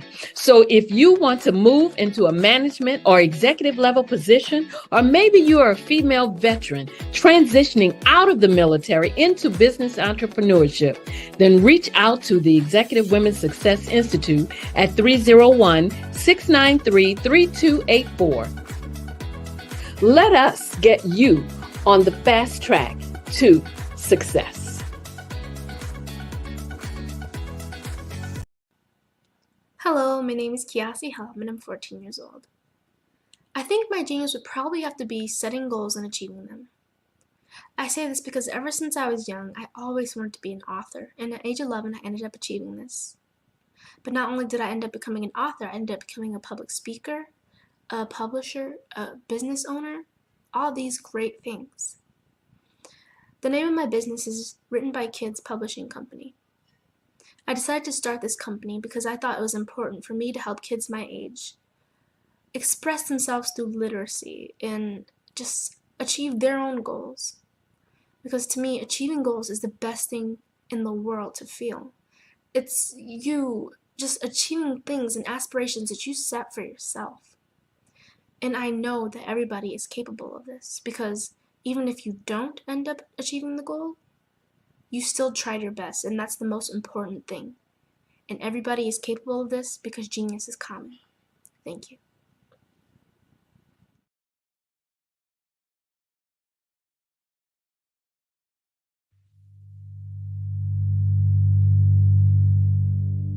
So what we have to do is when we get in a spot, we need to create some spots for us. That's the main thing. We need to be able to be in a position where we're able to create those spots for us. For me, being an entrepreneur, I'm not just going to get a business and then leave you sitting high and dry. If you ask me some questions about entrepreneurship, I'm going to give you as much as I received.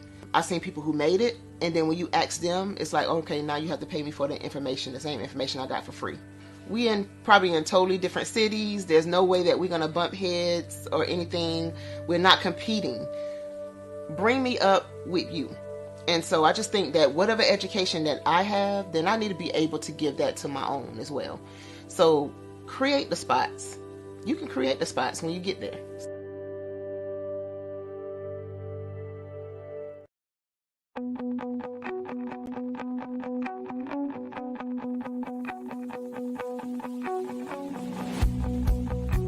I am Black Business.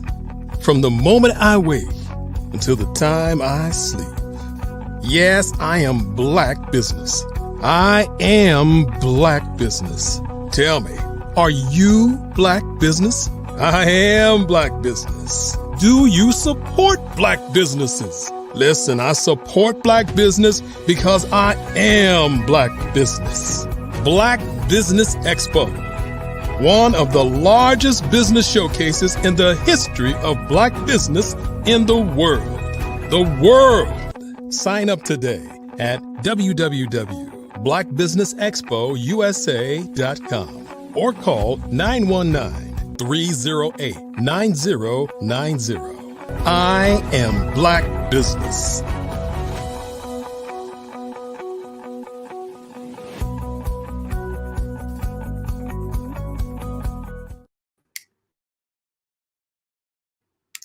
Good afternoon, business owners, entrepreneurs, thought leaders, and corporations.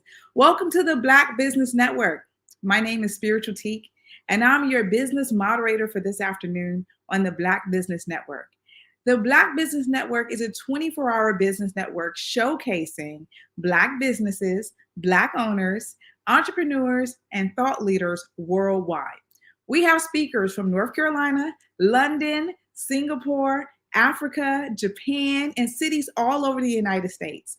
The Black Business Network is a global community sharing its business knowledge to empower, inspire, and educate businesses about business. Our next keynote speaker is Sonia McCarter-Kellogg. Sonia McCarter has always had a keen interest in business. She attended business classes in trade school and took business law courses. Her parents could not afford to send her to college, so she managed to take evening courses in whatever was available. She had the opportunity to work in various roles that have allowed her to apply her business knowledge and started as a mayor's assistant, where she learned the ins and outs of local government and gained valuable experience in public administration. From there, she transitioned to a legal secretary position and served as a business administrator.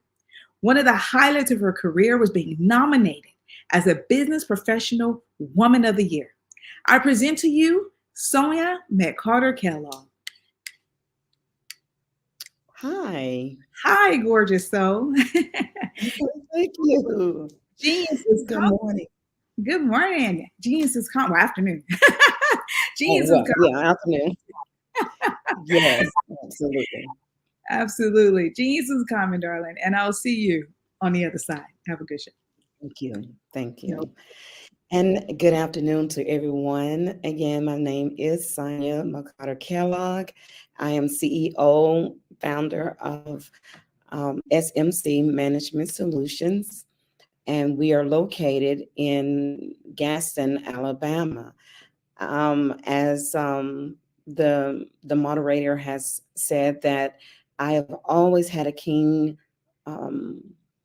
interest in business, which drove me to taking many classes and courses as I could that related to business, some in economics, government, business law, accounting, whatever I could find to do, or whatever courses I could find to take, I took those.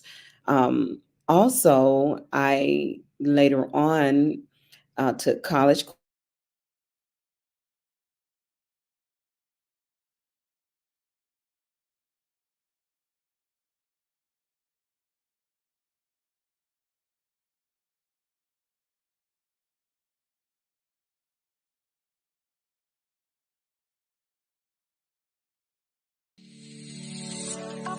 Did you know that our black dollar only lasts for 6 hours in our community?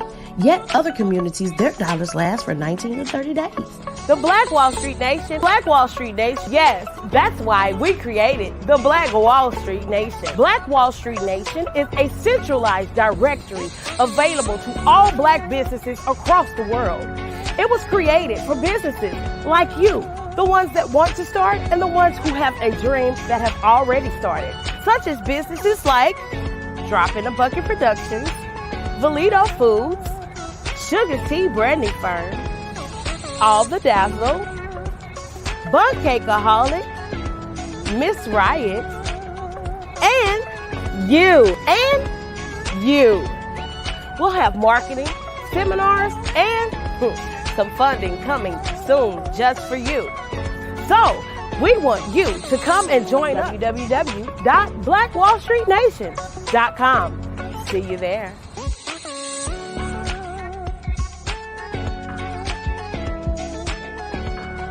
Absolutely. So our coaching program help people that have the lack of time, that lack strategies, and lack the confidence to go after their dream life. So we help them implement tools. We help them implement, I love to leave the inherited lack of finances or the education behind finances. But it wasn't until I lost my firstborn, my only son, that life changed for me. And where I was going after it all, living the corporate life, hit my 6-figure income, and living in my dream house with my dream man, driving my dream car. Wow. I nearly lost it all. Wow. When I lost my son. And so I realized it only takes one financial catastrophe that can change your entire life. That's what made me start All New Beginnings. Because no matter what's going on in life, there's a new beginning. And because of that, we develop a program called Wise Minded. My little slogan is, don't just dream it, let's live it. If they want to connect with you or work with you, what is the best ways for them to be able to do that? Well, for my social media guru, you can connect with me on every single social media platform as Tanya T. Rose.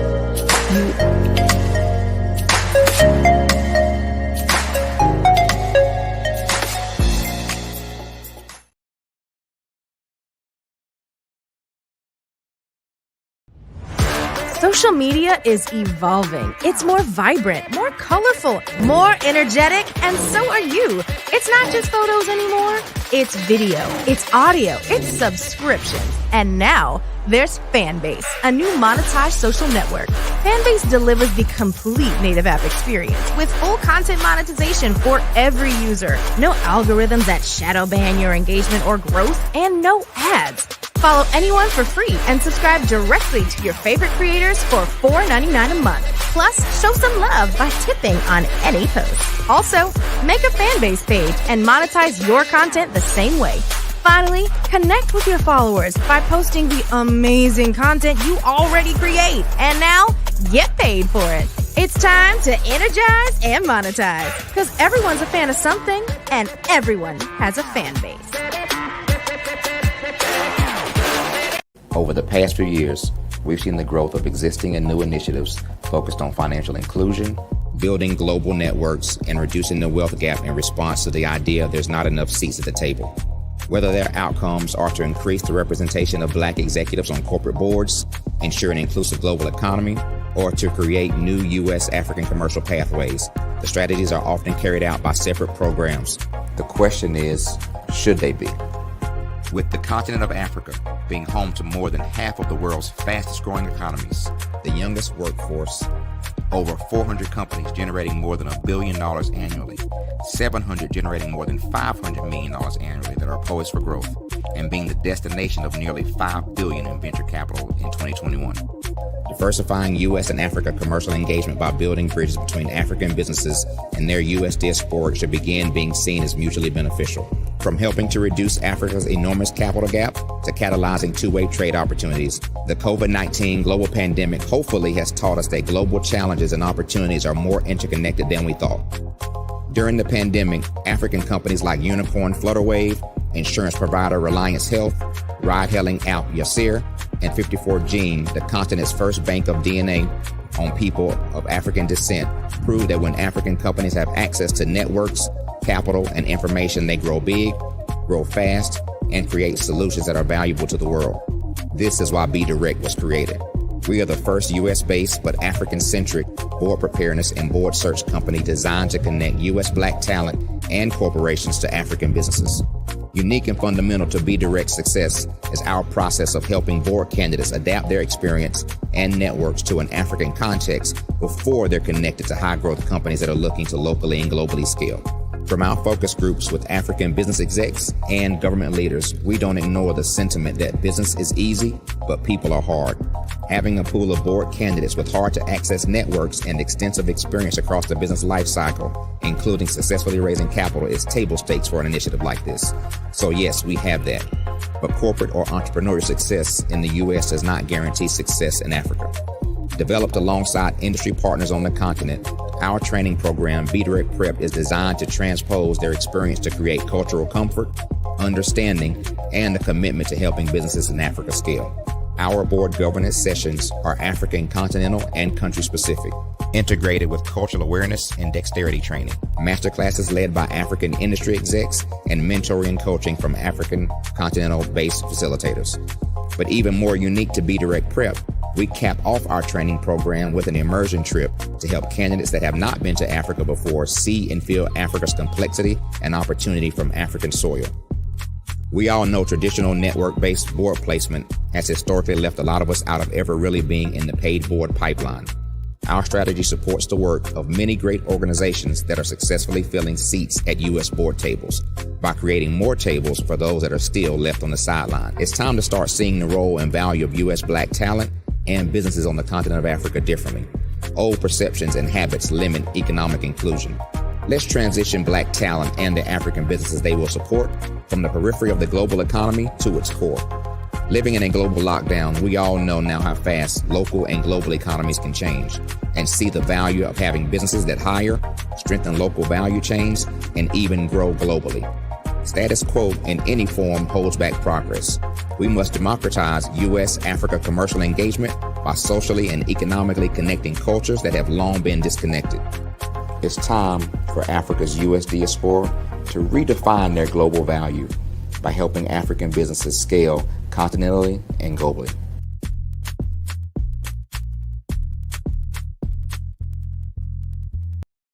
I am from Washington, D.C., but I was raised in Durham, North Carolina.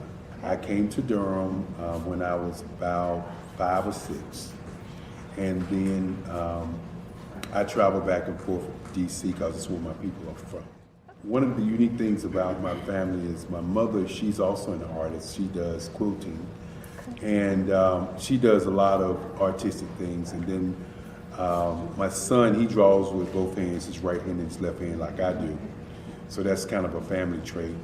And then my other son, he's a videographer, and my daughter, she works, she's a regional vice president for Sunglass Lab.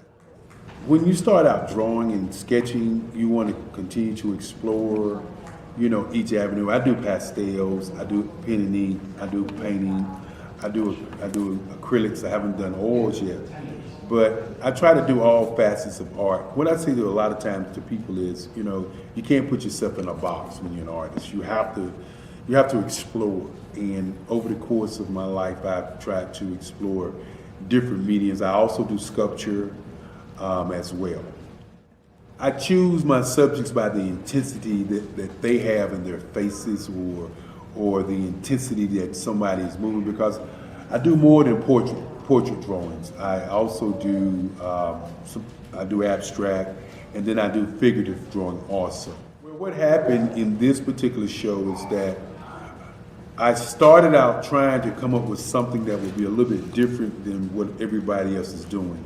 So I was working on a Barack Obama show, and they wanted me to do some paintings of Barack. And so what I did was, because of the deadlines, I kind of did it kind of fast.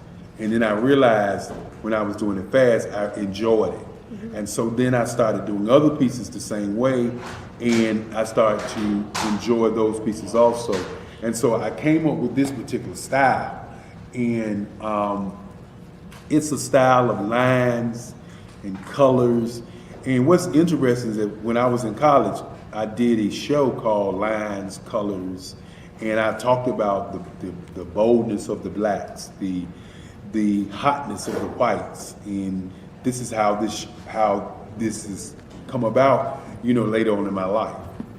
And the colors comes from a lot of the entertainers that I work with, where they wear different colors. They don't wear, your plain reds or your whites. They wear different colors, and so that's also another piece of what's giving me the colors. The subtitle of this show is Faces That Speak Life. That's real critical. Faces that speak life. Each one of these pieces is a life source and a life energy that's being put on display for people that are looking at it. I always say in terms of my art, it's not important that I draw them. It's important what you get out of what I draw. I don't try to just draw it because you like it. People wanted me to do prints. I didn't do prints. You know, people want ask me to do different people, but the people that I choose are people that make a difference in the lives of people in the world. So the human landscape idea was, again, as I said, the lines represent your emotions, it represents your ideas, and it represents your journey as a human being. And that's why you get the different pieces and the different looks. And as you notice, I try not to do one look that looks alike another look. And that's what's the most important part of this show. Artist to me is a creative expression of something from nothing. You know, it explodes onto the canvas, or it explodes on in my work. One of the things that I try to do more than anything is I try to just give the lines and the movements and emotions and expressions into to what I do. Art really means to me a chance to express how I feel deep down inside. Most of my art begins as a thought that I might have, you know, whether it's sports, whether it's history, whether it's a woman or a man. It pretty much starts as an idea of thought before I get into the actual image of what I'm going to draw. I do a lot of historical pieces. I was a history minor in college, and I love to do history pieces. And a lot of times I'm thinking about history, and then I try to make that history impact you as you look at it. That's one of the reasons I do pictures so large. People ask me, why do I do pictures so big? And I tell them, I want the piece to impact them as they're looking at it, to kind of dominate them, dominate their space. And most of my pieces I try to do off page. I don't try to do anything that's going to be in those four corners or in a square. And I want your imagination to be a part of the piece that you're looking at.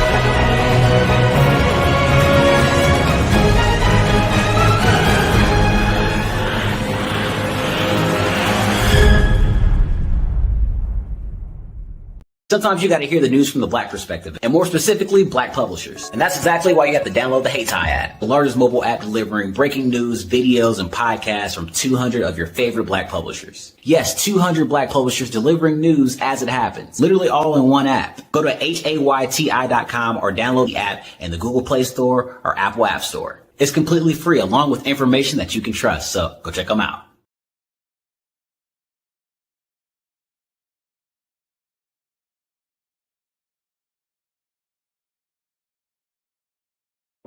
Ladies and gentlemen, and fellow professionals, please allow me to introduce myself. I am David Jones, the co-founder and CEO of the Hello LLC, where I am passionately dedicated to guiding individuals and businesses toward their own return on time investment. Time is my only competition. With over 20 years of experience as a corporate C-level executive, I bring a wealth of knowledge and expertise to the Hello LLC. My career journey has been marked by a relentless pursuit of excellence in marketing, strategy, and business management leadership. I have had the privilege of working with renowned Fortune 500 companies such as Xerox, American Airlines, Hilton, and Geico. However, what truly drives me is the transformational work we do at the Hello LLC. We are pioneering a new approach to business in the metaverse, where we empower businesses and individuals to build strong foundations, automate their processes and systems, while thriving in the ever-evolving digital landscape. More than just a 3D digital marketing agency, the Hello LLC is truly a community built on love, kindness, and integrity. We want more for you than from you. As I often say, collaboration is the new competition. In an era where time is the most precious commodity, I am here to guide you toward your own return on time investment, because if time was sold in stores, it would be sold out. With a deep commitment to excellence and a strong belief in the power of community, I don't just lead a company, I lead a movement into the future of business. Ladies and gentlemen, it is both an honor and a pleasure to be your guide on this remarkable journey. I am David Jones, and together, we will embrace a future marked by success, collaboration, and the transformative work we do at the Hello LLC. Hello stands for helping everyone live life optimally. So, let's make that pivot together and start living life optimally today.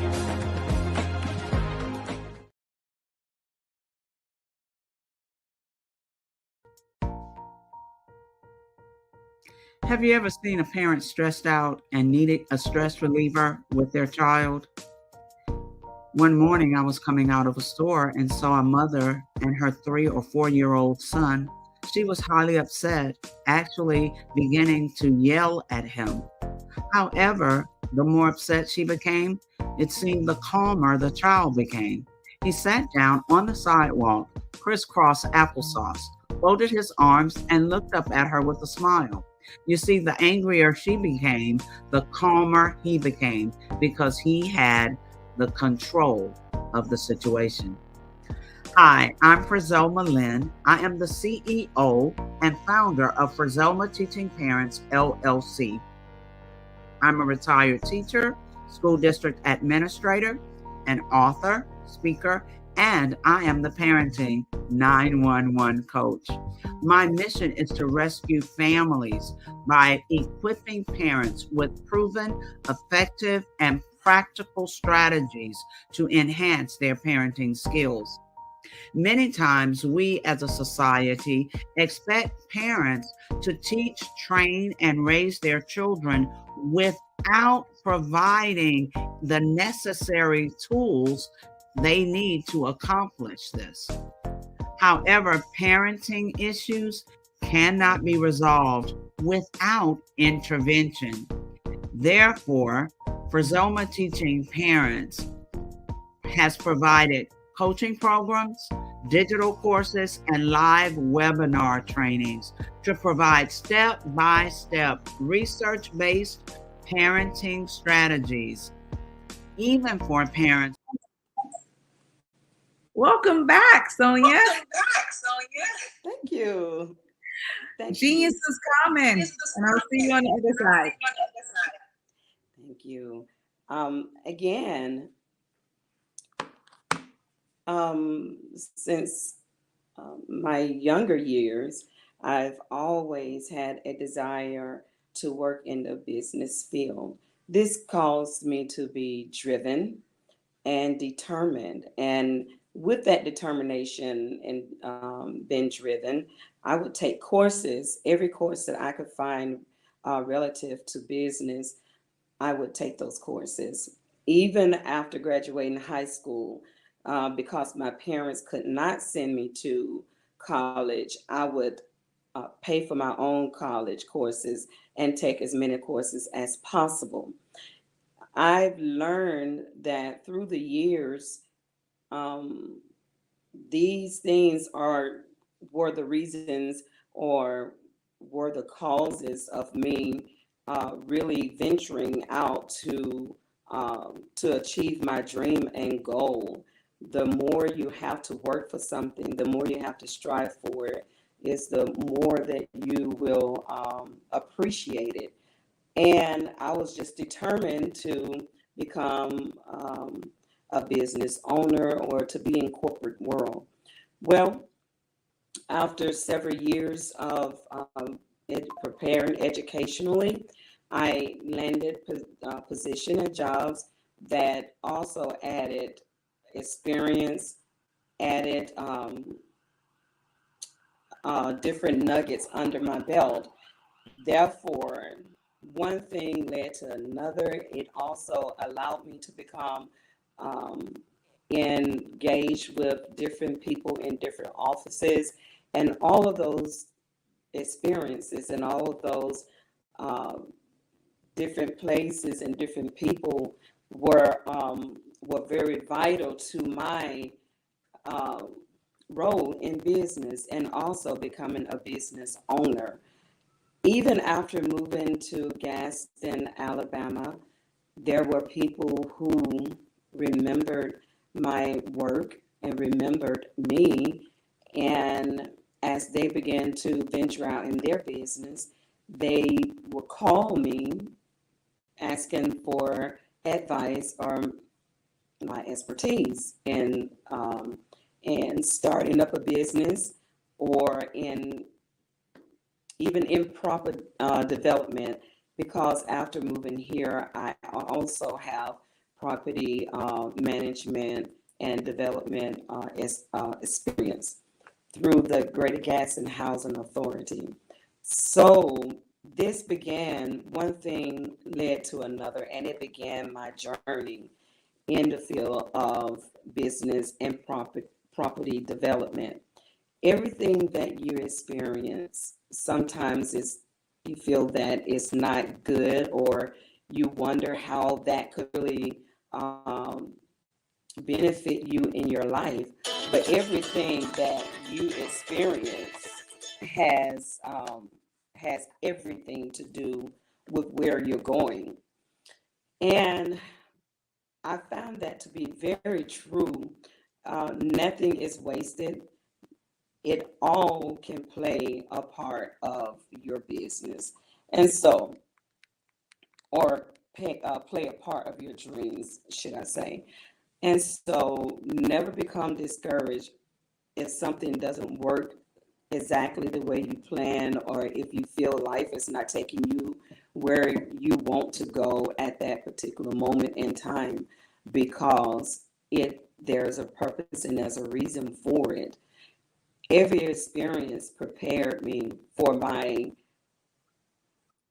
place where I am now. How you doing, Miss Sonia? I'm good, thank you. You're good. Okay, good. I just wanted to jump in here with you because I hear you talking about your experiences, et cetera, and I wanted to know if it was okay with you if I asked you a few questions. Sure. Okay, excellent. Because everything that you do and how you pouring back into the world, I think it's important that we share all of that with me. So tell me more about how you got started in your business, and what's the name of that business and how you're working with people in the collective. The name of my business is SMC Management Solutions. I began my business basically during the COVID pandemic.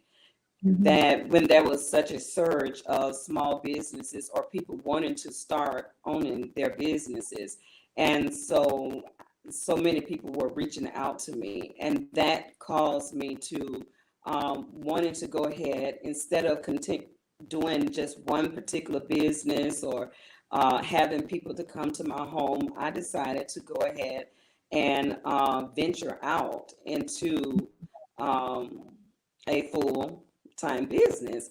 And therefore, it started SMC Management Solutions, and we became available to anyone who wanted to start up, or anyone existing or an existing business, to look into what was going on and see if I could assist them with their business. And so that's how SMC began. And I love that you started that through. So it was your motivation through COVID to have you expand. That's what it sounded like. So yeah, exactly. Mm-hmm. Oh, excellent. So when people, sorry, apologies. Go ahead. Exactly. I've had and have over 20 some years experience in these areas, like I said, in business development and property development, but actually taking that risk and going out and venturing out into my own business.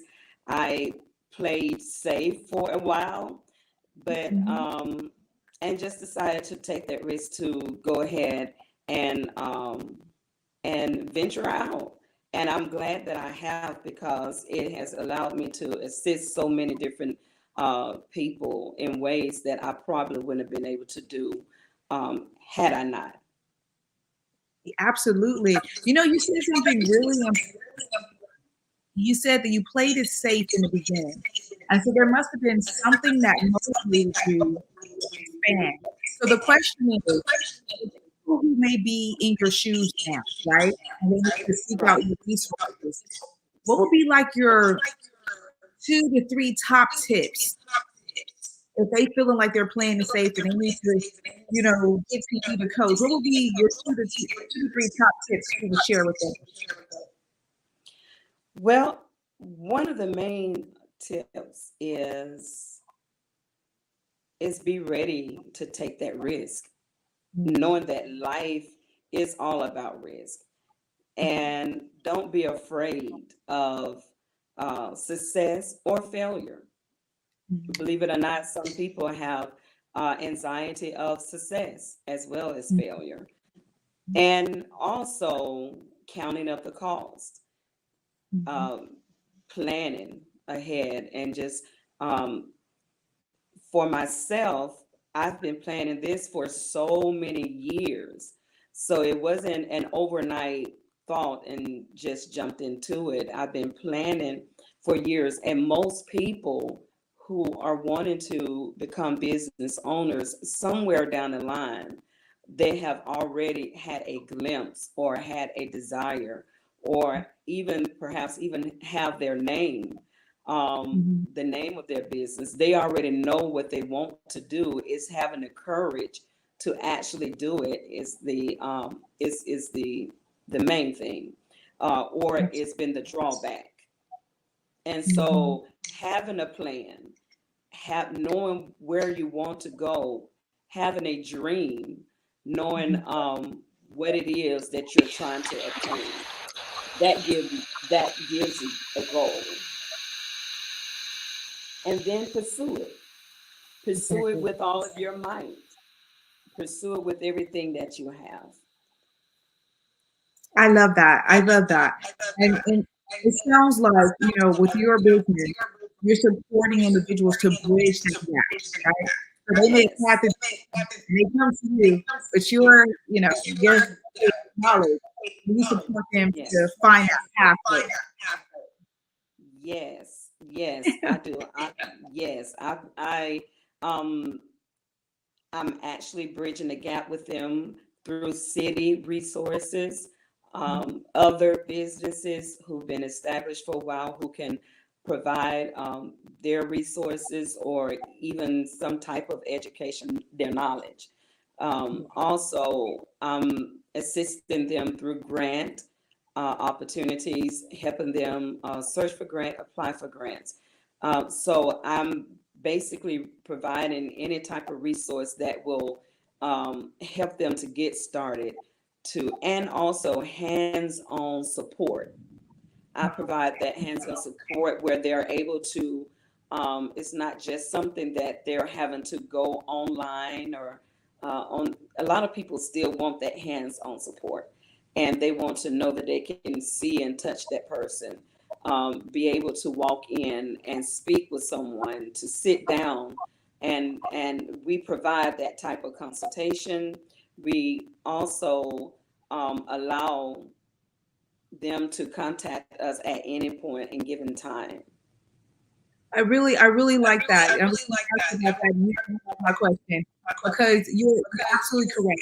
Even though we're in a moving society is moving away with all this technology, et cetera, there's still a lot of people who, that sort of technology scares them. So to know that there's this way is actually really good. I'm sure for even some of the audience that's watching now.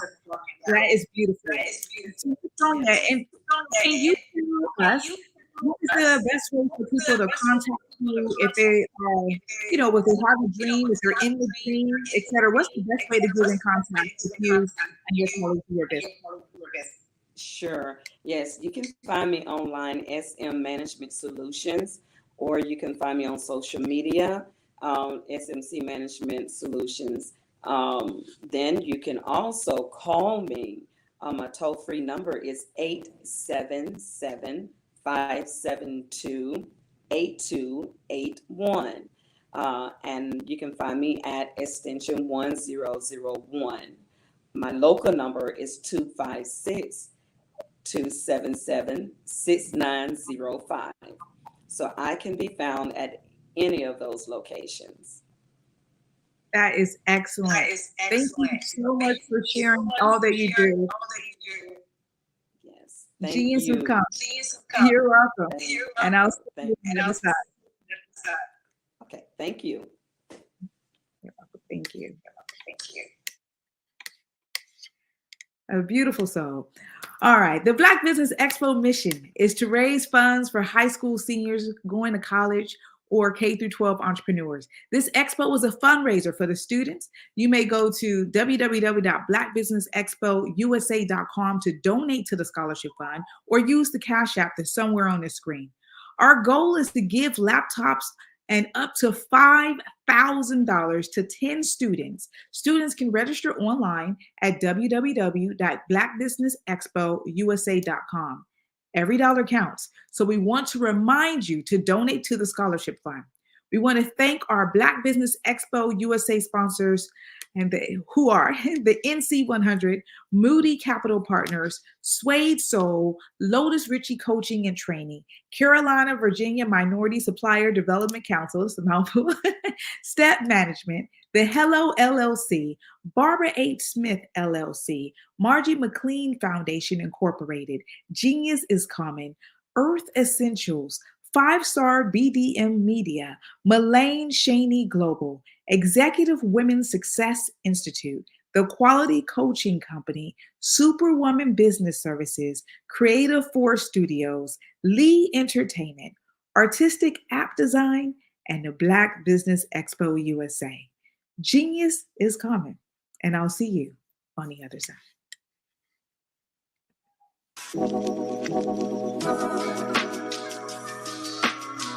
The African company and the African CEO is making a conscious decision to bring on someone external to the continent versus bringing on someone who is from Ghana or Kenya or South Africa. And so the skill sets of the people that we take through our executive leadership training program and ultimately on the placement, obviously have to be extremely high caliber. So what we look for are corporate executives at the vice president to C-suite level, as well as Black entrepreneurs. When we look at the Black corporate executives, we're looking for some very specific skill sets, whether that be around supply chain, sales and marketing, engineering, product development. We want our folks to be able to add immediate value to the corporate board, right? And the other thing is, even if they don't necessarily have specific industry experience, they're bringing a diversity of thought.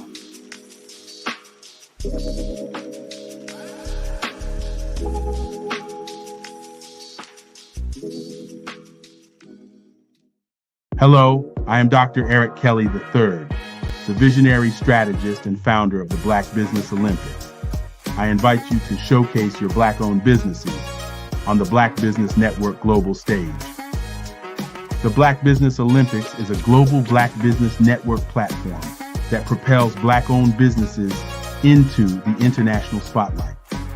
By showcasing your business on the Black Business Olympics platform, you can reach a worldwide audience of potential customers, partners, and investors. You can also establish yourself as a thought leader, an expert in your field, attract lucrative partnerships, and more speaking engagements. In addition, the Black Business Olympics platform provides a valuable opportunity to connect and collaborate with like-minded entrepreneurs and business professionals from around the world. This can lead to new business opportunities, ideas, and relationships. Finally, by sharing your story and expertise on the Black Business Olympics platform, you can inspire and empower others. This is a powerful way to make a positive impact on the world and leave a lasting legacy. If you are a Black-owned business owner I encourage you to seize the opportunity to showcase your business on the Black Business Olympics platform. It is a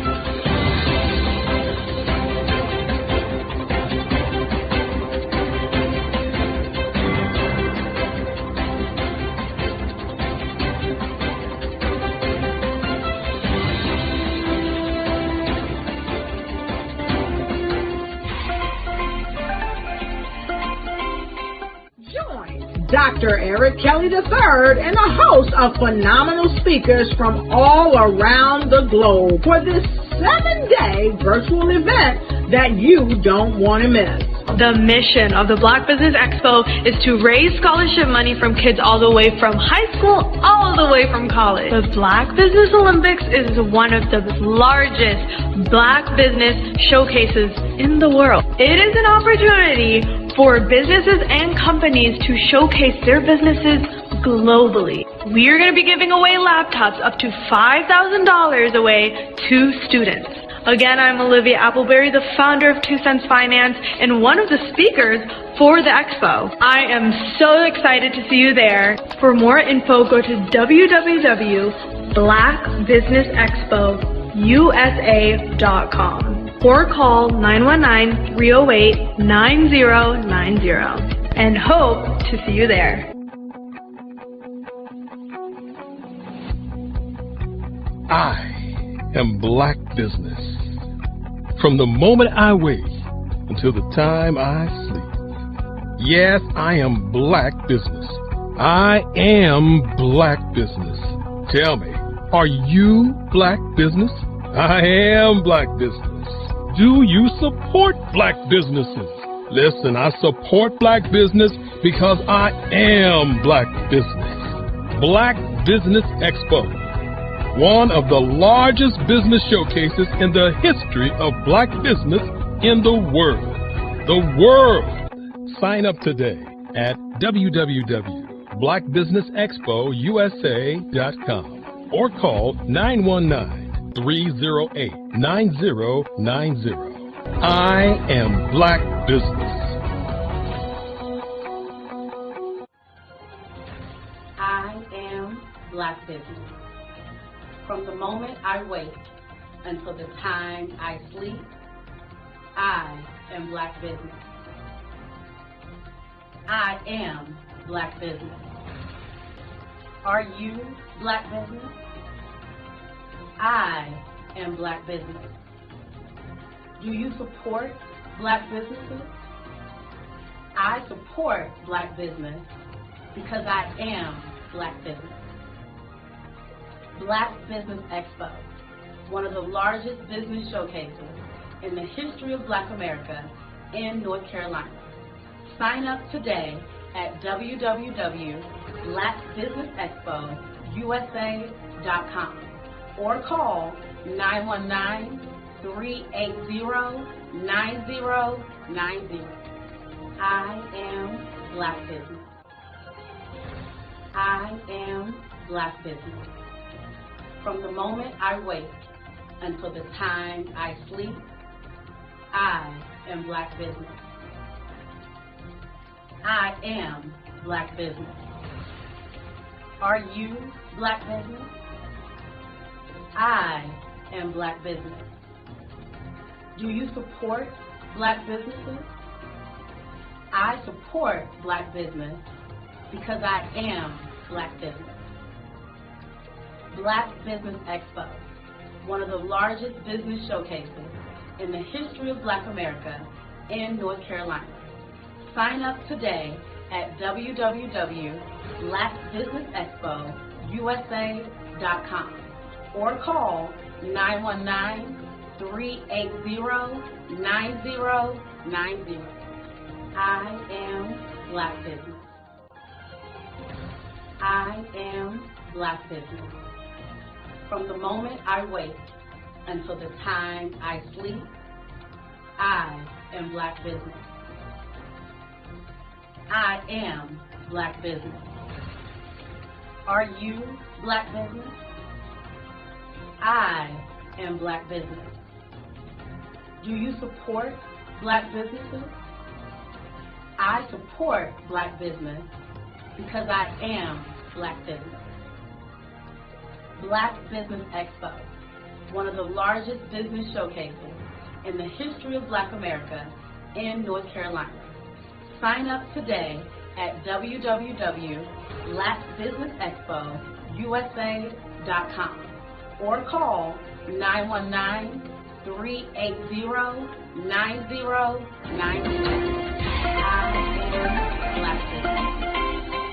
Join Dr. Eric Kelly III and a host of phenomenal speakers from all around the globe for this 7-day virtual event that you don't want to miss. The mission of the Black Business Expo is to raise scholarship money from kids all the way from high school, all the way from college. The Black Business Olympics is one of the largest Black business showcases in the world. It is an opportunity for businesses and companies to showcase their businesses globally. We are going to be giving away laptops up to $5,000 away to students.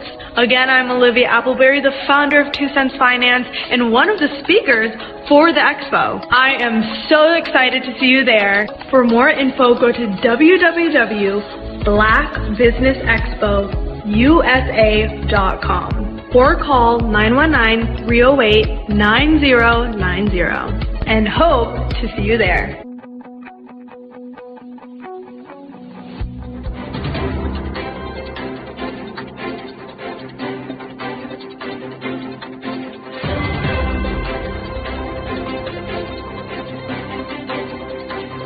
I'd like you to imagine with me, if you will, opening an app where you can collaborate with like-minded individuals from around the world, get inspiration and in-app tools to launch and grow your business, as well as share your knowledge and earn compensation, all in one app. Well, the name of that app is Truso, short for Truly Social. Hi, I'm Matthew Newman, the founder and CEO of Truso, a new concept in social media. Truso is designed from the ground up to be a platform that's both social and empowering for all its users. How exactly do we do that? I'm glad you asked. First, Truso brings the world together via video. Psychologists assert that video provides a significantly more effective connection than audio only. When you enter a community on Truso, you're face to face. Second, on Truso, you don't have to have 1 million followers to monetize. Our business model allows all hosts and moderators to monetize, no matter the size of your following, by 1, producing fee-based content, and 2, inviting others to join the platform as subscribers. Even more, Truso has an in-app resource library with over 100 free resources, forms, and documents to help you build your brand and grow your business. Third, Truso is inclusive. The deaf and hard of hearing communities make up 360 million people worldwide. Unlike audio-only apps, Truso embraces this community, providing a networking platform that allows them to participate via video and closed captioning. We even have a deaf and hard of hearing foundation in the works as well. Fourth, Truso is both social and safe. We refer to Truso as a virtual extension of the beauty shop, barbershop, and brainchild of the community. A place where there's laughter, along with wisdom, growth-oriented conversation, and genuine connections in a safe space. Truso even has proprietary security to ensure we maintain a safe environment for everyone. Where are we at now? Truso is live, y'all. We've launched in beta, and we're acquiring users daily. We have an incredible development and marketing team, plus amazing celebrity influencers at the table, helping us spread the word around the globe, beginning within the African diaspora and beyond by creating a safe space for growth, connection, and collaboration. We're truly excited about Truso. we've created something special for which there is a global market. And we invite you to embark on this journey with us as a shareholder. The future for Trousseau is truly bright. Join us and let's go there together.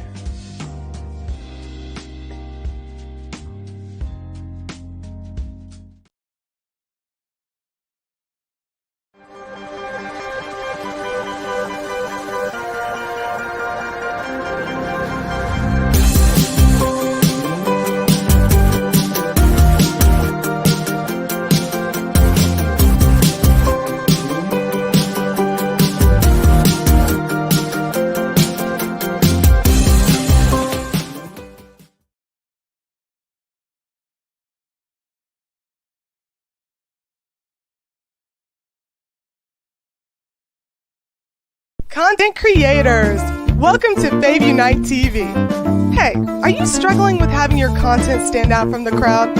Or is it that you're overshadowed by others who have more resources, followers, and influence? The good news is wherever we are, you are too. We help you grow your online presence and optimize your visibility, which gets you closer to your audience so you can build trust and loyalty. By using the power of our network, we help you build yours. Fave Unite is a powerful tool to connect you with your friends, followers, and fans. And when fans rule, everyone wins. Join us. Fave stands for fans, artists, and venues. Submit your content today.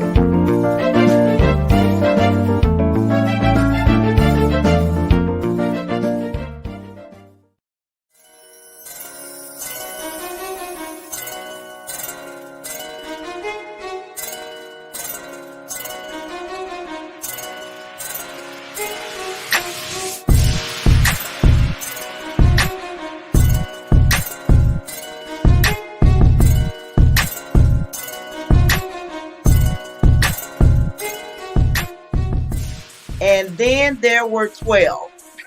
Okay. And God spoke to me and said, I want you to do a calendar highlighting men. I want there to be men from all walks of life, not just entrepreneurs, not just CEOs of corporations. I want you to bring good fathers, good husbands, good teachers, good coaches, athletes, CEOs, entrepreneurs. I want you physicians, attorneys. Bring them together. They will formulate relationships that they never otherwise would have formulated because we tend to stay in our own circles.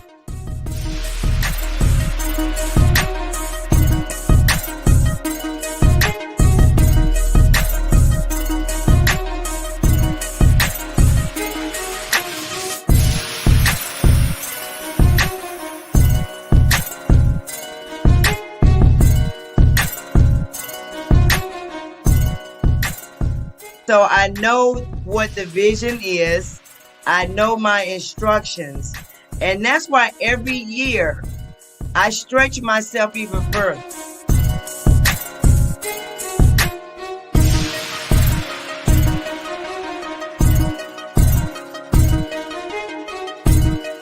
Five-Star BDM, Brand Development Masters, is a professional consulting and advisory group keenly focused on business development services for the small to mid-sized business and entrepreneurs. Although every business is unique, they often share business development challenges that can be addressed through smart branding. Services include process improvement and operations, digital strategy and transformation, business intelligence, digital marketing, and personal branding. Our business and personal branding company has helped a number of professionals and organizations to optimize and grow.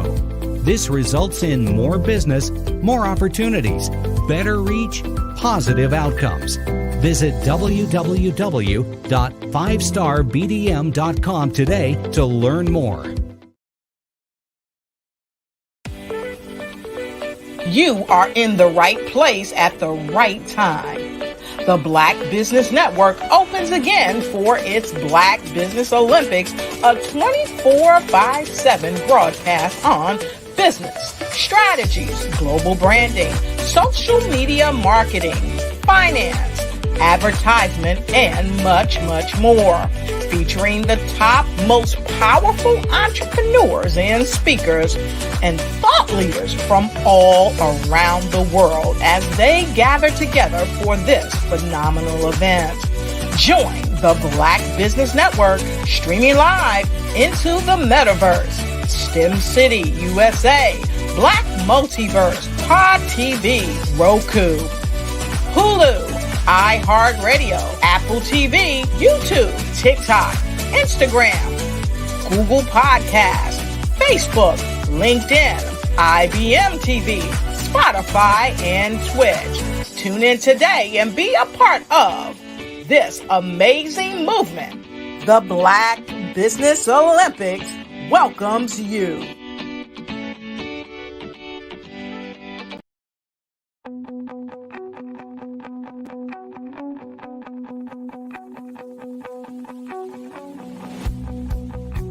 I am Black Business. From the moment I wake until the time I sleep. Yes, I am Black Business. I am Black Business. Tell me, are you Black Business? I am Black Business. Do you support Black businesses? Listen, I support Black business because I am Black Business. Black Business Expo. One of the largest business showcases in the history of Black business in the world. The world! Sign up today at www.blackbusinessexpousa.com or call 919-308-9090. I am Black Business.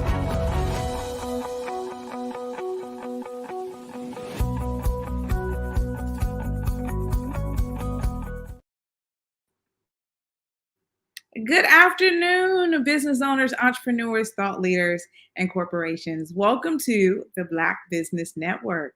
My name is Spiritual Teak, and I'm your business moderator for this afternoon on the Black Business Network.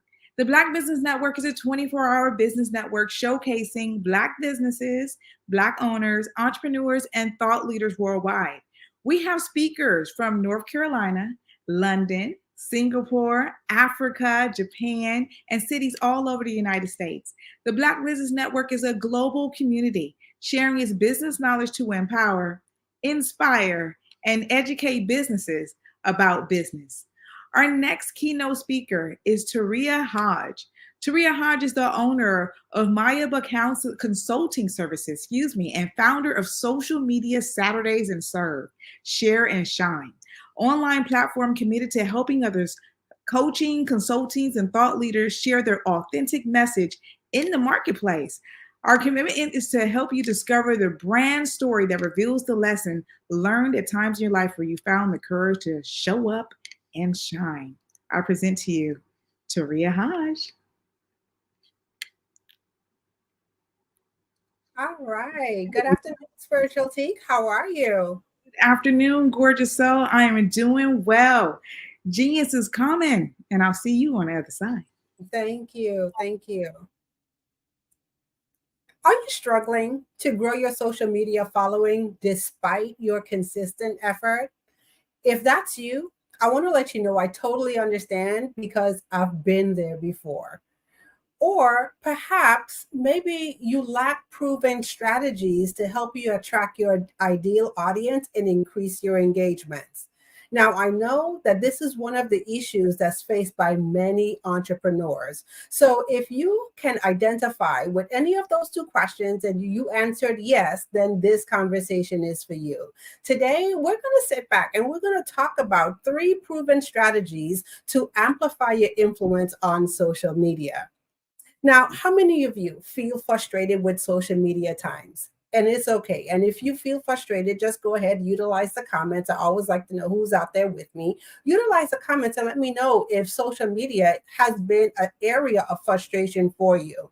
And like I said before, I totally get it. It's so easy for frustration to creep in and set in when you feel like your social media presence is stagnant or you are not getting the results that you desire. So whether this is on your business pages, no matter the platform that you're on, or perhaps even if you're in your community and you're running online communities, the lack of visibility and direction can take a toll on your confidence and your morale, leaving you to question your efforts and the way that you are doing things on social media. So this conversation is for you today. If you are absolutely ready to shift gears and level up your presence online, this is for you, whether you are a seasoned coach or consultant, or you even consider yourself a content creator, or you are just starting out on your journey. What I'm going to share with you today will help you take your online presence to the next level.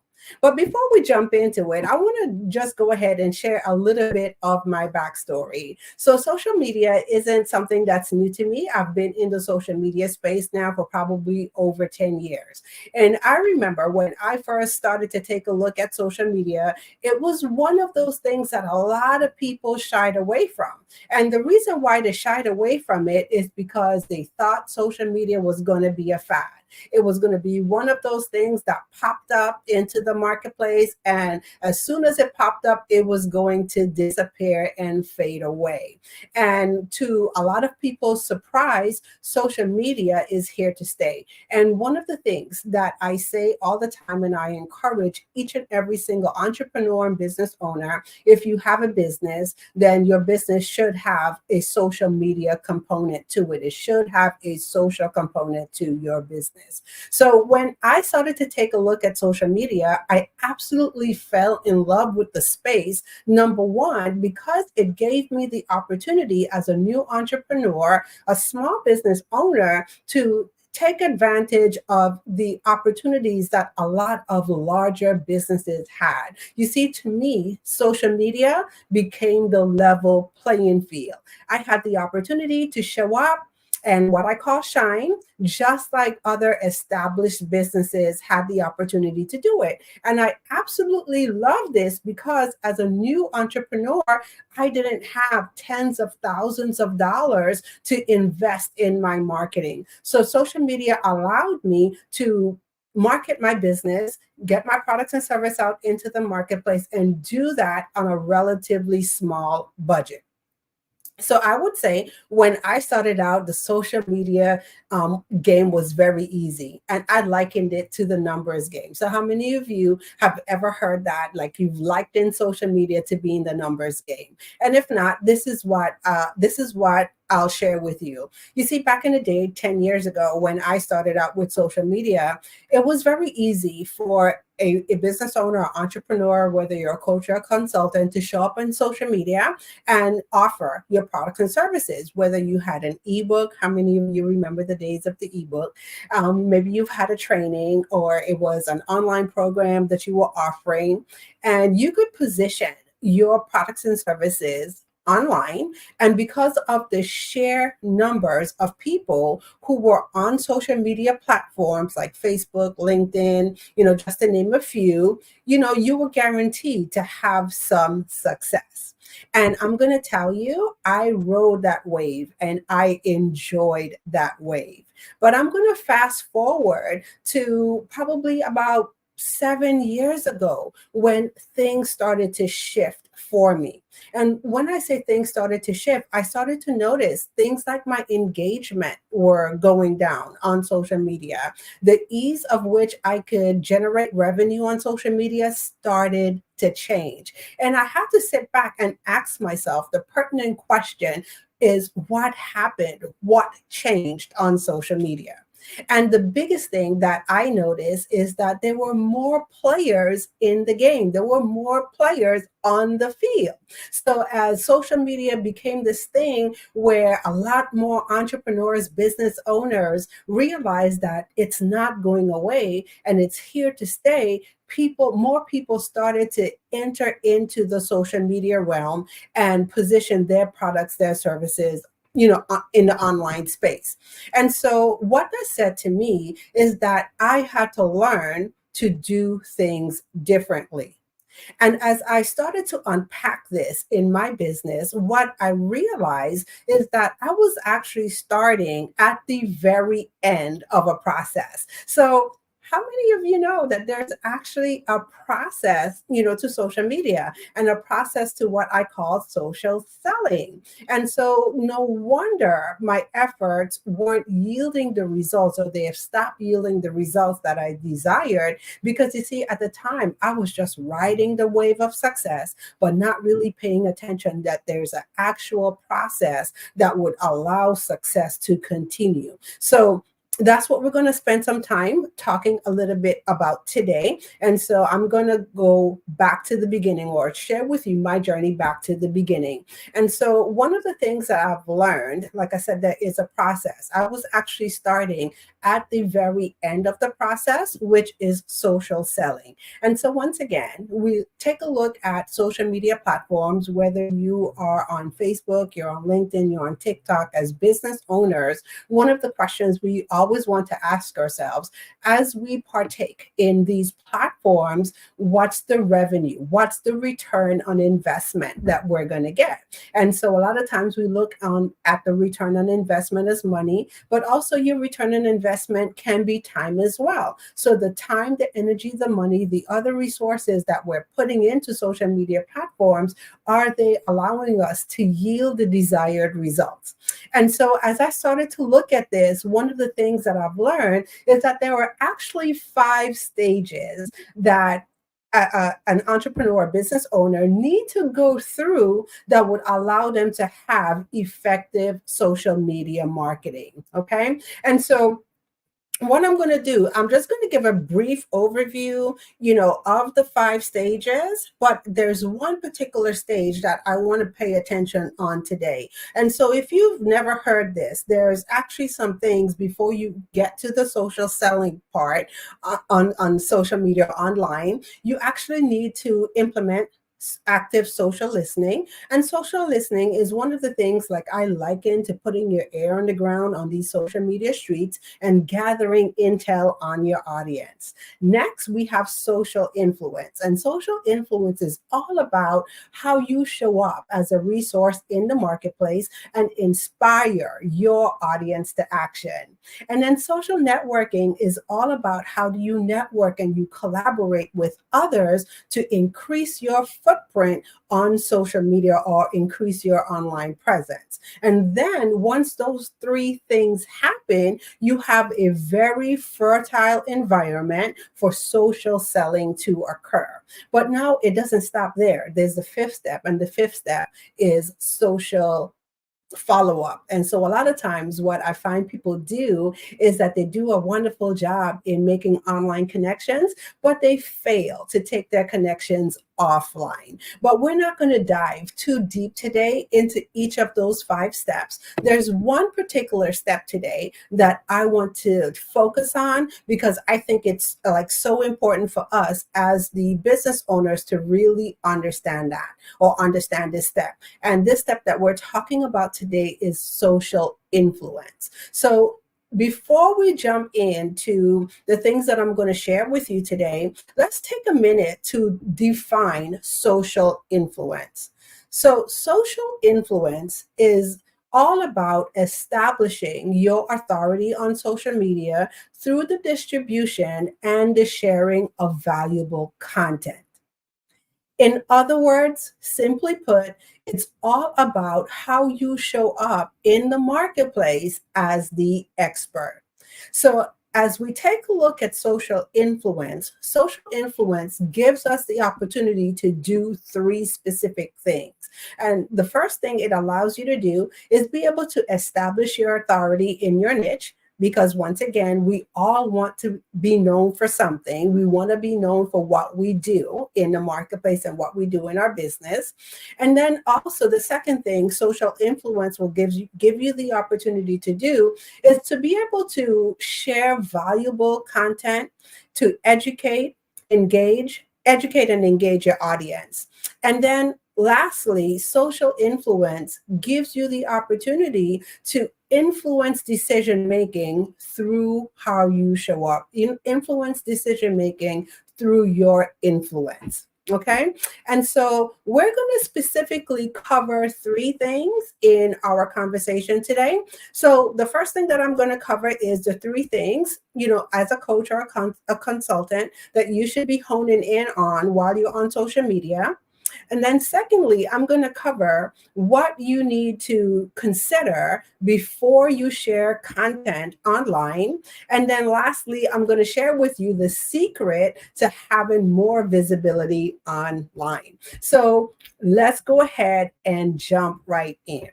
So the first thing that I want to really sit and have a great discussion around is the 3 things as a coach or a consultant that you should be honing in on when you are on social media. And I know for some of you, these things will just be a refresher. So meaning they're things that might not be new to you in hearing them, but the question always becomes, how well are we doing these things in our business? So the first thing that you should be considering or honing in on is your audience.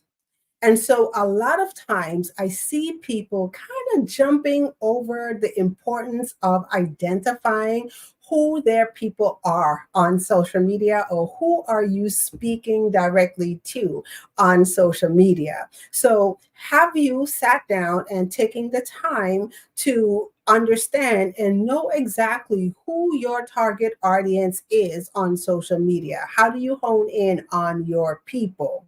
Now, I know this is one of the things, if you've ever taken a marketing class, Marketing 101, one of the things they encourage us to do is to take a look at who our ideal clients are. Okay. And a lot of times when we talk about our ideal client, we tend to stay in the range of the demographics. So are they male? Are they female? What is the age demographic? Are they 25 to 35, 35 to 45, 45 to 55? You get the picture. Where do they live? Is that if that's something important for you to know? Do they live in the suburbs? Are they urban cities? How many kids? What does the family structure look like? And I always joke all the time, because one of the things that I hear is the 2.5 kids. Now, I don't know about anyone out there. I have 3 whole kids, so I don't even know what a 0.5 of a kid is. Okay. But these are the things that we are taught to look at when it comes to identifying our people. Now, one of the things that I'm going to encourage everyone to do is to go a little bit deeper. Instead of just taking a look at the demographics, also take a look at the psychographics of your audience. Who are your people? And so when we talk about the psychographics, do you know how your people show up? Outside of their pain point, because that's one of the things that people always tell us in business. We are in the profession of solving problems. All right. So if you're a business owner, you know that that's what you do. You have a business when you solve problems. And so a lot of times we kind of key in to solely just the pain point, the things that people are struggling with. But can you take it a step further and go outside of the pain point and really understand, like, what is their desires? What are the transformation that they want to have happen, not only in their business, but also in their lives? Like, if you fix the one problem that your business solves for them, what's the effect that it has on other areas of their life and their business? Do you know what that is for them? Do you also know and understand how they communicate the problem? And so I had a very interesting conversation with another colleague of mine. And one of the things I celebrated her for is that she did an excellent job of doing some social listening, gathering intel. And so one of the questions she asked me pertaining to her business is, how does someone express their pain point, and she is a fear coach. So she helps other entrepreneurs get past fear and allow them to show up in their brilliance in their business and also in their lives. How cool is that, right? And one of the things that I said to her is really stop and think about it. A lot of times, we think to ask the pain question or look at the pain points as what would someone say? But be honest. Do we all walk around talking about we're in fear? No, nobody talks that way. And so I challenged her to go a little bit deeper. Look at the psychographics. As a result of fear, how does this person show up in the world? Can you go a little bit deeper and look at the behavioral patterns? Now, people will tell you, and you will be able to see and gather all of this intel on social media. So if you are in communities, you're active on social media, you not only have the opportunity to hear conversations, but you pay attention to behavioral patterns of your audience as well. And so it is our job to really hold in on who we are called to serve and understand things, not just the pain points or not just the demographics, but what are their behavioral patterns? What are their social patterns? What all intel can we gather, from this person? And so that's the first thing that you want to hone in on. You want to be very, very clear on who you are talking to on social media, because this helps you show up in a certain way or in a different light on social media. And so we're going to get to that in a little bit. The second thing that I'm going to share with you that coaches and entrepreneurs need to pay attention to is platform. Okay. And now, why am I saying this? Pay attention to your platform and hone in on your platform. Is it just me? Or does anyone else out there feel like there are new social media sites that are popping up like every Monday morning? I know for one, I have a tendency to kind of get overwhelmed with everything that's going on in the social media world. And so one of the things that I usually share is that, pick one or two platforms, okay? And the way how you pick the platform that you're going to hang your hat on is not by choosing the platform that you like or the one that you are most comfortable with. It's by choosing that platform where your people are on. So do you know where your people are hanging out? Are they hanging out on LinkedIn? Are they on YouTube? Are they on Instagram? Are they on Facebook? Are they on TikTok? Okay. Once you know and have identified where your people are hanging out, that's where I encourage you to go ahead and establish your presence and build a strong strategy around that platform. Okay. And then the third thing, when it comes to honing in, I want you to stop it for a second and take a look at your message, your communication. And like I said, you're connecting conversations that you're having online. And so I no longer say content anymore. I liken them to connecting conversation. So are you clear in your messaging? Are you clear as to what it is you do in your business? Or like how I like to say, are you clear in how you serve in your business? Okay. So when people encounter you online, do they know this is how you can help them in their business? So those are the three things. If you, like I said, I know you've probably heard these things before, but it's all about how well are we doing these things, or how can we get better to do those things? Okay.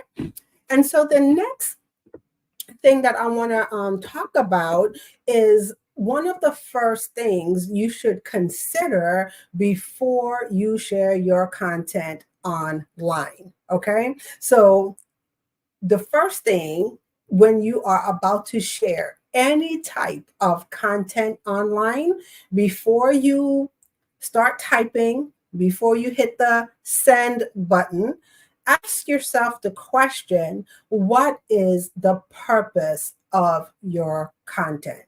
And so what do I mean by this? Now, I know there's a lot of pressure when you are managing your social media platforms. And one of the things we all come to understand is that social media likes content. Social media is fueled by content. And so with that, there's pressure, and the pressure comes on showing up consistently on social media. And so a lot of times in our haste to have a consistent presence on social media, what we have a tendency to do sometimes is just put content out there and not really understanding or knowing the purpose behind our content. And this is where your planning comes in. And so this is one of the things that I encourage all of my clients, colleagues, to do, is to know the purpose of your content. Do you know what cycle you are in your business? So are you in the awareness cycle where you are creating brand awareness and you are creating connections in your business? Are you going into a nurture cycle? Are you in a promotional cycle? What cycle are you in? And then as you know what cycle you're in your business, based on the goals that you are achieving in your business or you want to achieve in your business, then you have the opportunity to sit and better plan your content.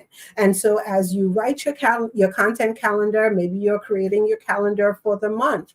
Take a look and ask yourself the question, what is the purpose? What is it that I want to achieve on this month on social media? What's the return on investment am I looking for? And so is it that I am increasing awareness for my brand? Is it that I'm looking to increase engagement? Or am I actually in a promotional cycle where I have a product or a service that I'm offering and I can measure that based on the results of the sales that I get? So knowing the purpose of the content, number one, is the first thing. And then once you understand and know the purpose of your content, then it allows you to create with intention. And so that's one of the things that I want everyone to walk away with and get today. As you sit down and you take a look at your social media, your content, your connecting conversations that you're having out there in the marketplace, how can we get better, or how can you get better at creating with intention? And the third thing that I am going to share with you today is the number one thing that most entrepreneurs, most consultants, have, on their mind. And it's all about, how do I increase my visibility?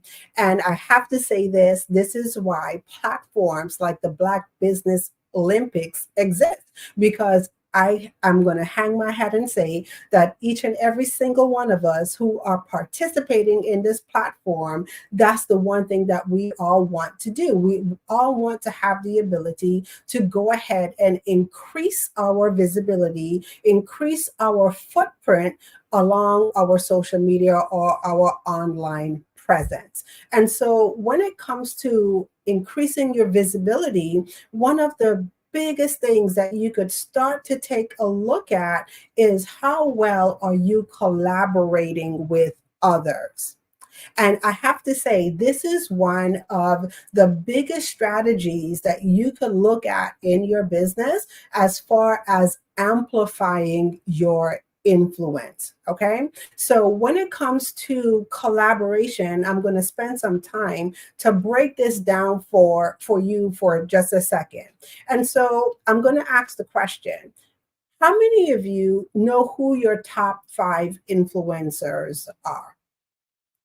And as a matter of fact, I'm just going to back it up for a second.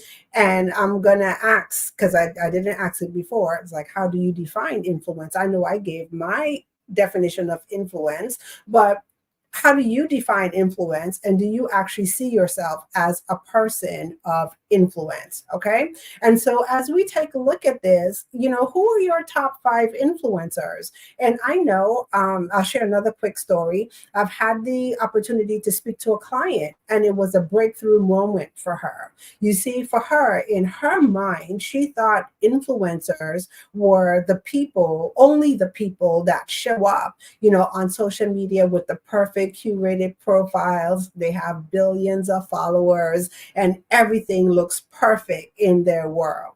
And I kind of had to shift her for a moment and share with her, you too, my dear, are an influencer, meaning you have the ability to inspire action from people. You have the ability to show up in such a way that would allow others to take the desired actions that you would like them to take. Okay. And so when I ask the question, who are your top 5 influencers? I'm not talking just about the big influencers. I'm talking about the people that we know and we have in our space, the people who serve the people that we also serve. And when I say the people that serve the people that we also serve, I'm not talking about the people that do the same things that you do. If you're a financial advisor, who's the next financial advisor? No, I'm talking about who are the people that as a financial advisor also serve your people in different facets. And then once you have identified who those people are, how well are you creating opportunities to, number one, network, and then also build relationships with those people that they would allow you to increase your footprint on social media. Okay. So if you have not thought about that question before in identifying your top 5 influencers, people who have your audience of people, that's one of the things that I'm going to encourage you to do today. Start to identify a list of people who serve the people that you desire to serve in the marketplace. Okay. And then under increasing more visibility, one of the things that you always want to keep in mind is to show up as a resource. And so I say this all the time. Things have shifted on social media. So social media is no longer the place where we show up to hawk our wares, as I call it, meaning that when we have a product or service to offer, we show up on social media solely just to promote. And then when our promotional season or promotional cycle is done, people don't hear from us, and then we just kind of go dark until the next thing that we have to promote. And so I'm going to say it's all about showing up as a resource. So one of the things that I always say, and I'm not saying that social media is not the place for you to position your products and services. So I just want to go ahead and get that straight. It is a perfect place for you to do that, but it's how you do it. So one of the shifts that I encourage everyone to do is take a look at social media, not as a selling tool, but look at social media as a serving tool. And how can you use social media to show up as a resource? Okay. And when I say show up as a resource, are you the household name in your particular field? Are you the household name for your audience? Whatever it is that you solve in your business, when people have that problem, does your name automatically pop up? And that's the thing that you want to go for. You want to be able to show up as a resource. And how do you show up as a resource online? Is by serving. And you serve through your content. And how do you serve through your content? You absolutely give value. So as you share, as you show up, every piece of content that you share should have value attached to it. And it goes back to what I said before. So as you sit down and you plan your content, are you being intentional with your content? Can you show up as a resource? Are you showing up and adding value every time someone comes across a post or a video that you do on social media? And then the third thing under increasing your visibility is collaboration. And when we actively collaborate with others, this gives us the opportunity to have our value add dispersed amongst more people. And so what does this look like? This can look like you being a guest on platforms like the Black Business Olympics. It could be you appearing or hosting your own events, whether it's, a webinar that you're doing, whether it's a Facebook Live or some type of live stream that you're doing. How well are you seeking opportunities to be a guest on someone's platform? And then also, how well are you opening up your platform to allow others to come in? Okay. And like I said, it's done through podcasts. How well are you seeking out podcasting opportunities? How well are you seeking out opportunities to do webinars, and not just host your webinars, but be a guest on other people's webinars, or giving opportunities for others to come in on your webinars as well? Because once again, it is not just about us. Okay. And we sometimes get locked in to the mode of thinking about all the things that we want to achieve in our business, because of course we have our goals. But stop and pause for a moment and think about your audience. And your audience should always be top of mind. And the question should always be, how can I serve my audience today? And so as we take a look at those three specific areas, those are the key strategies that you can use to help you amplify your influence in the marketplace. And so as we get ready to wrap it up, one of the things that I'm going to leave you with is your journey to social media success begins with a single step, but the path is illuminated by clarity. So remember, before you can shine on social media, you must first align your strategies with intention. So start with clarity, offer value, and embrace collaboration. Amplify your influence and attract your divine clients. And so with that being said, I am going to open it up for any questions.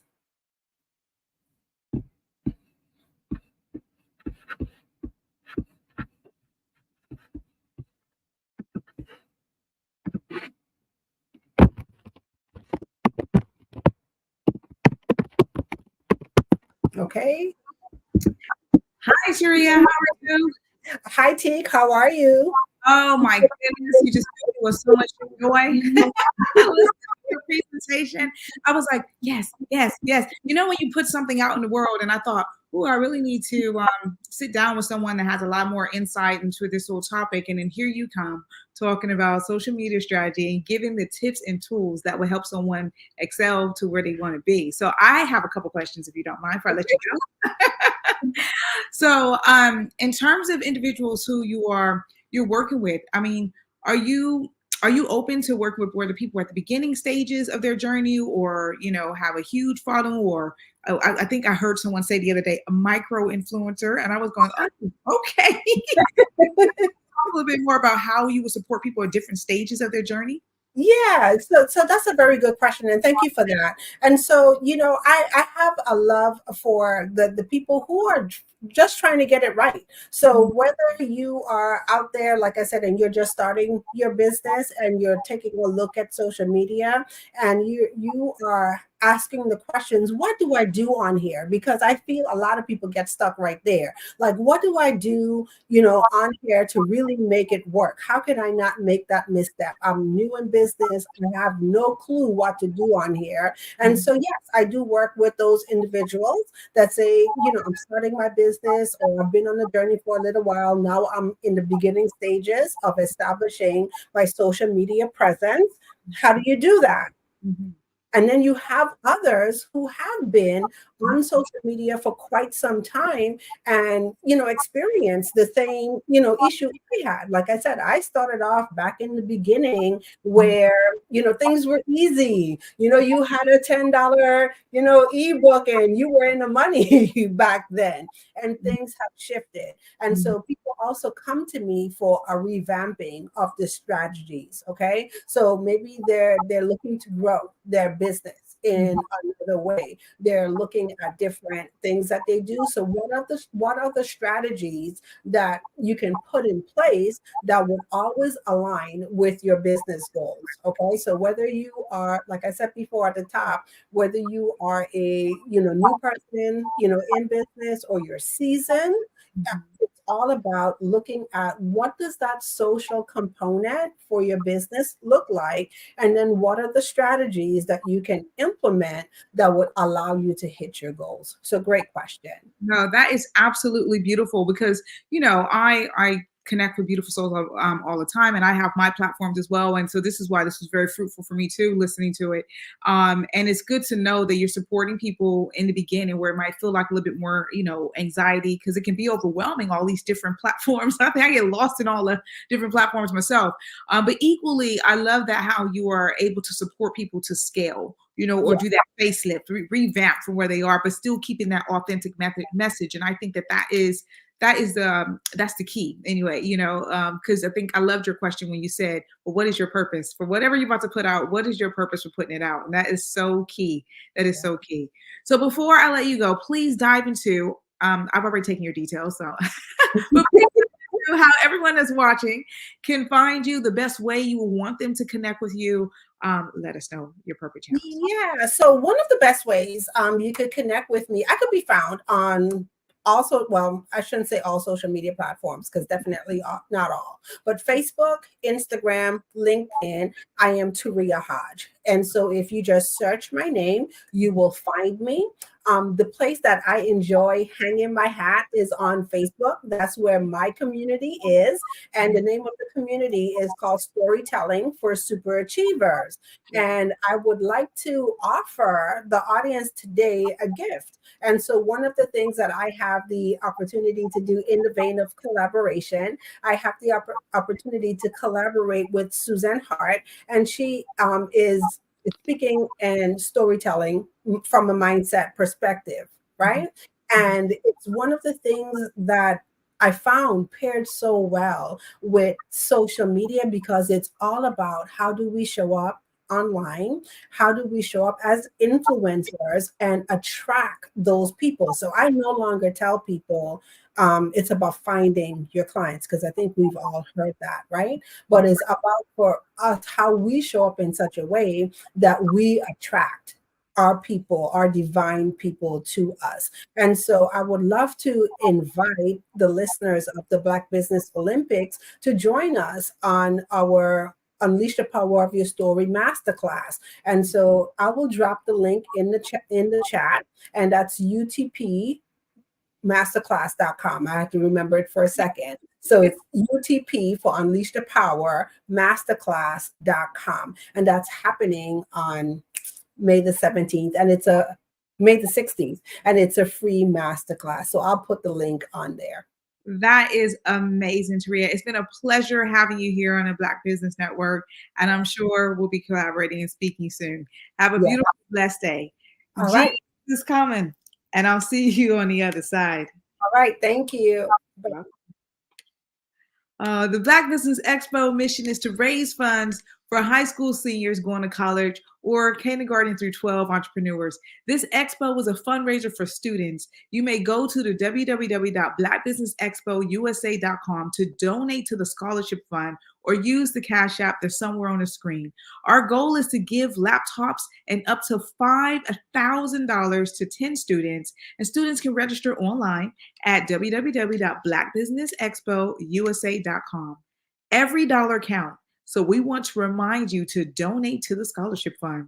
And we want to thank our Black Business Expo USA sponsors, the NC100, Moody Capital Partners, Suede Soul, Lotus Ritchie Coaching and Training, Carolina, Virginia Minority Supplier Development Council, Step Management, The Hello LLCC, Barbara H. Smith LLC, Margie McLean Foundation Incorporated, Genius is Common, Earth Essentials, 5-Star BDM Media, Mullane Shawnee Global, Executive Women's Success Institute, The Quality Coaching Company, Superwoman Business Services, Creative Force Studios, Lee Entertainment, Artist App Design, and the Black Business Expo USA.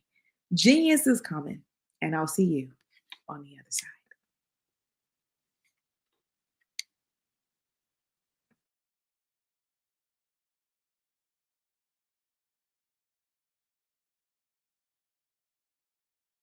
Absolutely. So our coaching program help people that have the lack of time, that lack strategies, and lack the confidence to go after their dream life. So we help them implement tools. We help them implement, I love to leave the inherited lack of finances or the education behind finances. But it wasn't until I lost my firstborn, my only son, that life changed for me. And where I was going after it all, living the corporate life, hit my 6-figure income, and living in my dream house with my dream man, driving my dream car. Wow. I nearly lost it all when I lost my son. And so I realized it only takes one financial catastrophe that can change your entire life. That's what made me start All New Beginnings. Because no matter what's going on in life, there's a new beginning. And because of that, we develop a program called Wise Minded. My little slogan is, don't just dream it, let's live it. If they want to connect with you or work with you, what is the best ways for them to be able to do that? Well, for my social media guru, you can connect with me on every single social media platform as Tanya T. Williams.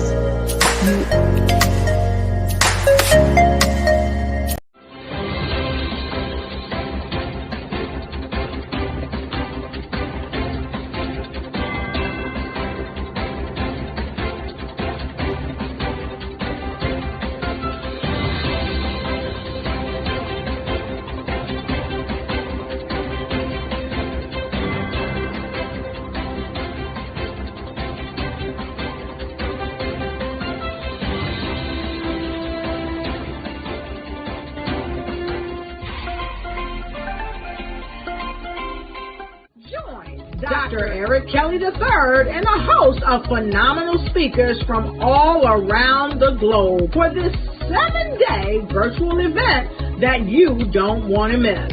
The mission of the Black Business Expo is to raise scholarship money from kids all the way from high school, all the way from college. The Black Business Olympics is one of the largest Black business showcases in the world. It is an opportunity for businesses and companies to showcase their businesses globally. We are going to be giving away laptops up to $5,000 away to students.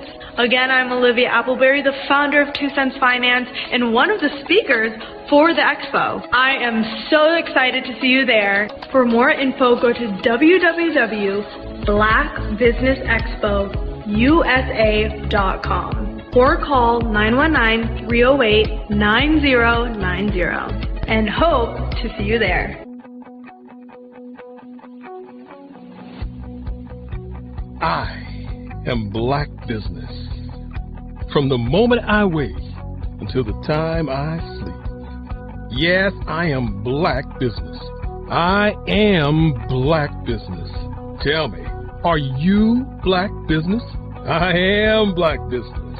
Do you support Black businesses? Listen, I support Black business because I am Black Business. Black Business Expo, one of the largest business showcases in the history of Black business in the world. The world! Sign up today at www.blackbusinessexpousa.com or call 919-308-9090. I am Black Business. I am Black Business. From the moment I wake until the time I sleep, I am Black Business. I am Black business. Are you Black business? I am Black business. Do you support Black businesses? I support Black business because I am Black business. Black Business Expo, one of the largest business showcases in the history of Black America in North Carolina. Join Dr. Eric Kelly III and a host of phenomenal speakers from all around the globe for this 7-day virtual event that you don't want to miss. The mission of the Black Business Expo is to raise scholarship money from kids all the way from high school all the way from college. The Black Business Olympics is one of the largest Black business showcases in the world. It is an opportunity for businesses and companies to showcase their businesses globally. We are going to be giving away laptops up to $5,000 away to students. Again, I'm Olivia Appleberry, the founder of 2 Cents Finance and one of the speakers for the expo. I am so excited to see you there. For more info, go to www.blackbusinessexpousa.com or call 919-308-9090 and hope to see you there. I am Black business. From the moment I wake until the time I sleep. Yes, I am Black business. I am Black business. Tell me, are you Black business? Black Business Expo, one of the largest business showcases in the history of Black business in the world.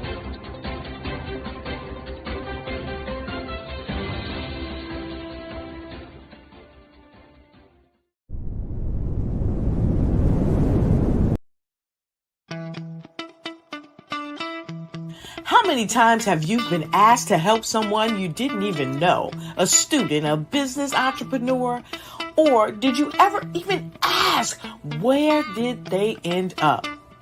That business, that friend, that entrepreneur. Well, just maybe they ended up in a gang, bankrupt, homeless, or worse, dead. Maybe they turned to crime, drugs, and alcohol.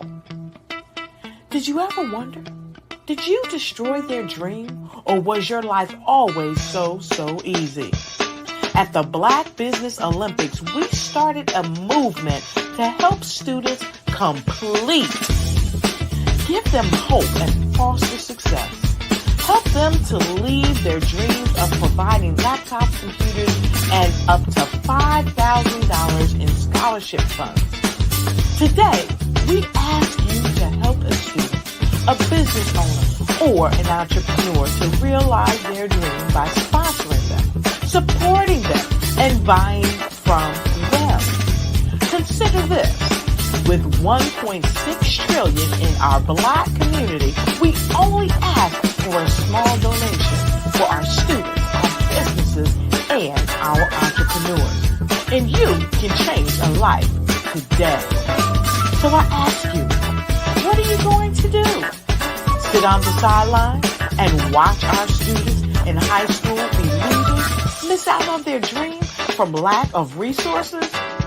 Or are you going to donate to the movement and change their future and yours as well? Give us a call today at 919-308-9090. Change their life by investing with action to the Black Business Olympic Fund. The Black Business Olympics, one of the largest business showcases of Black business in the history of the world.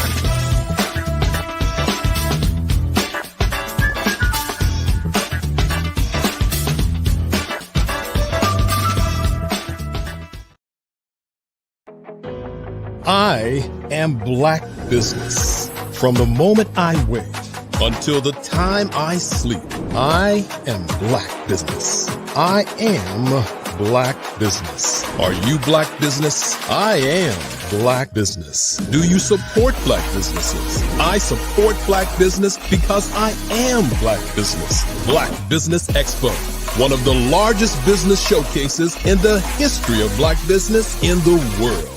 Sign up today at www.blackbusinessexpousa.com or call 919-308-9090. I am Black Business.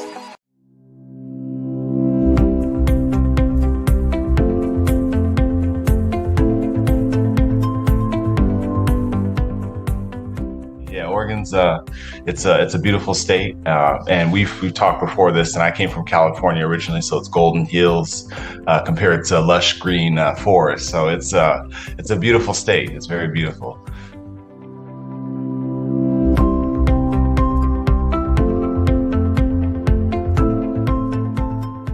Understand how to take your what you know in the real world as a human and what you know about your business. And you need to marry that with the algorithm. You need to combine human with machine learning.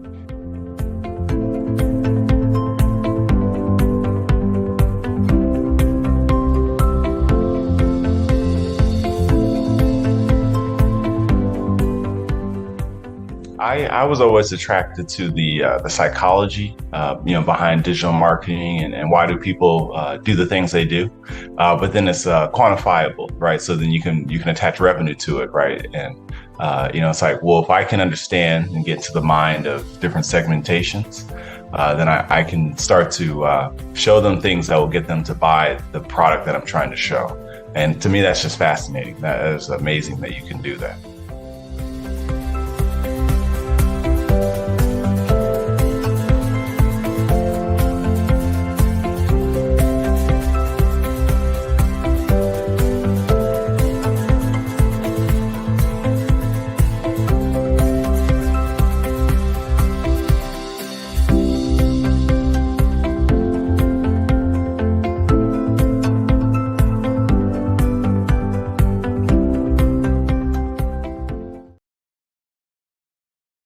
Over the past few years, we've seen the growth of existing and new initiatives focused on financial inclusion, building global networks, and reducing the wealth gap in response to the idea there's not enough seats at the table. Whether their outcomes are to increase the representation of Black executives on corporate boards, ensure an inclusive global economy, or to create new U.S. African commercial pathways, the strategies are often carried out by separate programs. The question is, should they be? With the continent of Africa being home to more than half of the world's fastest growing economies, the youngest workforce, over 400 companies generating more than $1 billion annually, 700 generating more than $500 million annually that are poised for growth, and being the destination of nearly $5 billion in venture capital in 2021. Diversifying U.S. and Africa commercial engagement by building bridges between African businesses and their U.S. diaspora should begin being seen as mutually beneficial. From helping to reduce Africa's enormous capital gap to catalyzing two-way trade opportunities, the COVID-19 global pandemic hopefully has taught us that global challenges and opportunities are more interconnected than we thought.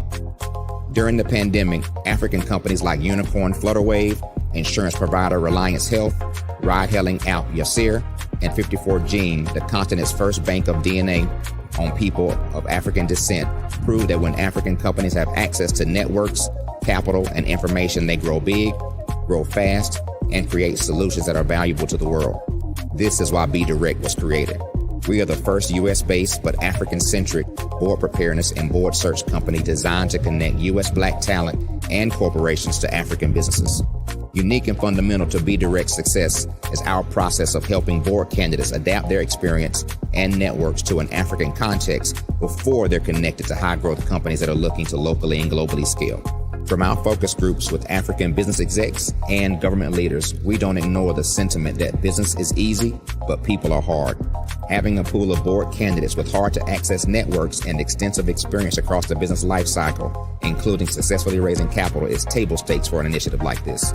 So yes, we have that. But corporate or entrepreneurial success in the U.S. does not guarantee success in Africa.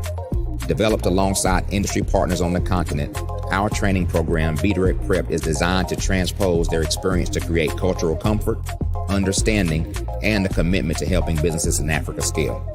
Our board governance sessions are African continental and country specific, integrated with cultural awareness and dexterity training, masterclasses led by African industry execs, and mentoring and coaching from African continental-based facilitators. But even more unique to Be Direct Prep, we cap off our training program with an immersion trip to help candidates that have not been to Africa before see and feel Africa's complexity and opportunity from African soil. We all know traditional network-based board placement has historically left a lot of us out of ever really being in the paid board pipeline. Our strategy supports the work of many great organizations that are successfully filling seats at U.S. board tables by creating more tables for those that are still left on the sideline. It's time to start seeing the role and value of U.S. Black talent and businesses on the continent of Africa differently. Old perceptions and habits limit economic inclusion. Let's transition Black talent and the African businesses they will support from the periphery of the global economy to its core. Living in a global lockdown, we all know now how fast local and global economies can change and see the value of having businesses that hire, strengthen local value chains, and even grow globally. Status quo in any form holds back progress. We must democratize U.S.-Africa commercial engagement by socially and economically connecting cultures that have long been disconnected. It's time for Africa's U.S. diaspora to redefine their global value by helping African businesses scale continentally and globally.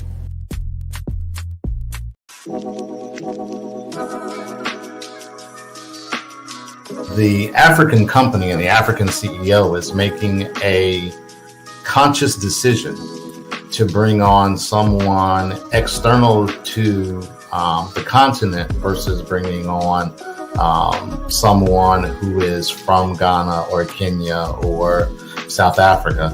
And so the skill sets of the people that we take through our executive leadership training program and ultimately on the placement, obviously have to be extremely high caliber. So what we look for are corporate executives at the vice president to C-suite level, as well as Black entrepreneurs.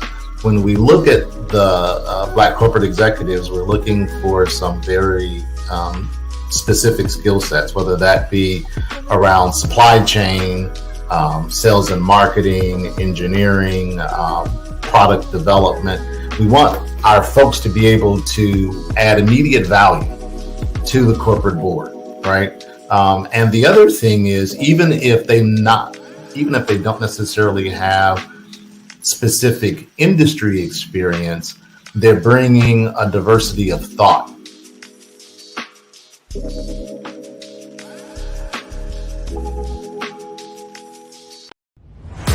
Social media is evolving. It's more vibrant, more colorful, more energetic, and so are you. It's not just photos anymore. It's video, it's audio, it's subscriptions. And now there's Fanbase, a new monetized social network. Fanbase delivers the complete native app experience with full content monetization for every user. No algorithms that shadow ban your engagement or growth, and no ads. Follow anyone for free and subscribe directly to your favorite creators for $4.99 a month. Plus, show some love by tipping on any post. Also, make a Fanbase page and monetize your content the same way. Finally, connect with your followers by posting the amazing content you already create. And now, get paid for it.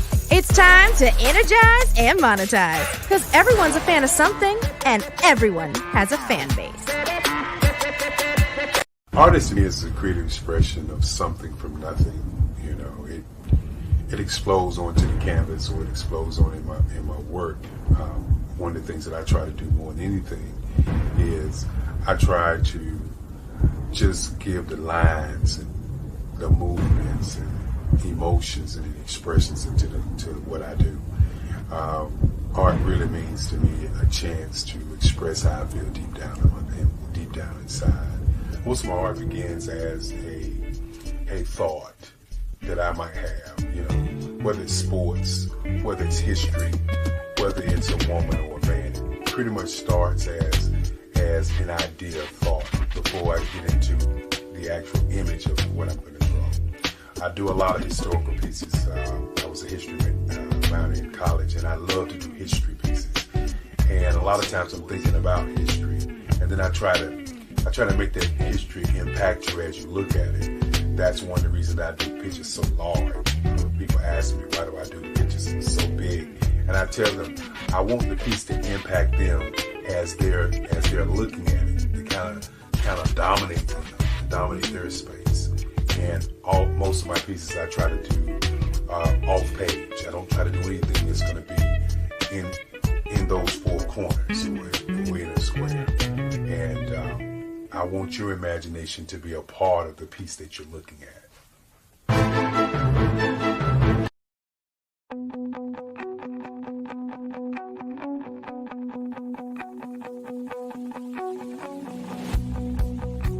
I am Black Business. From the moment I wake until the time I sleep. Yes, I am Black Business. I am Black Business. Tell me, are you Black Business? I am Black Business. Do you support Black businesses? Listen, I support Black business because I am Black Business. Black Business Expo, one of the largest business showcases in the history of Black business in the world. The world! Sign up today at www.blackbusinessexpousa.com or call 919-308-9090. I am Black Business.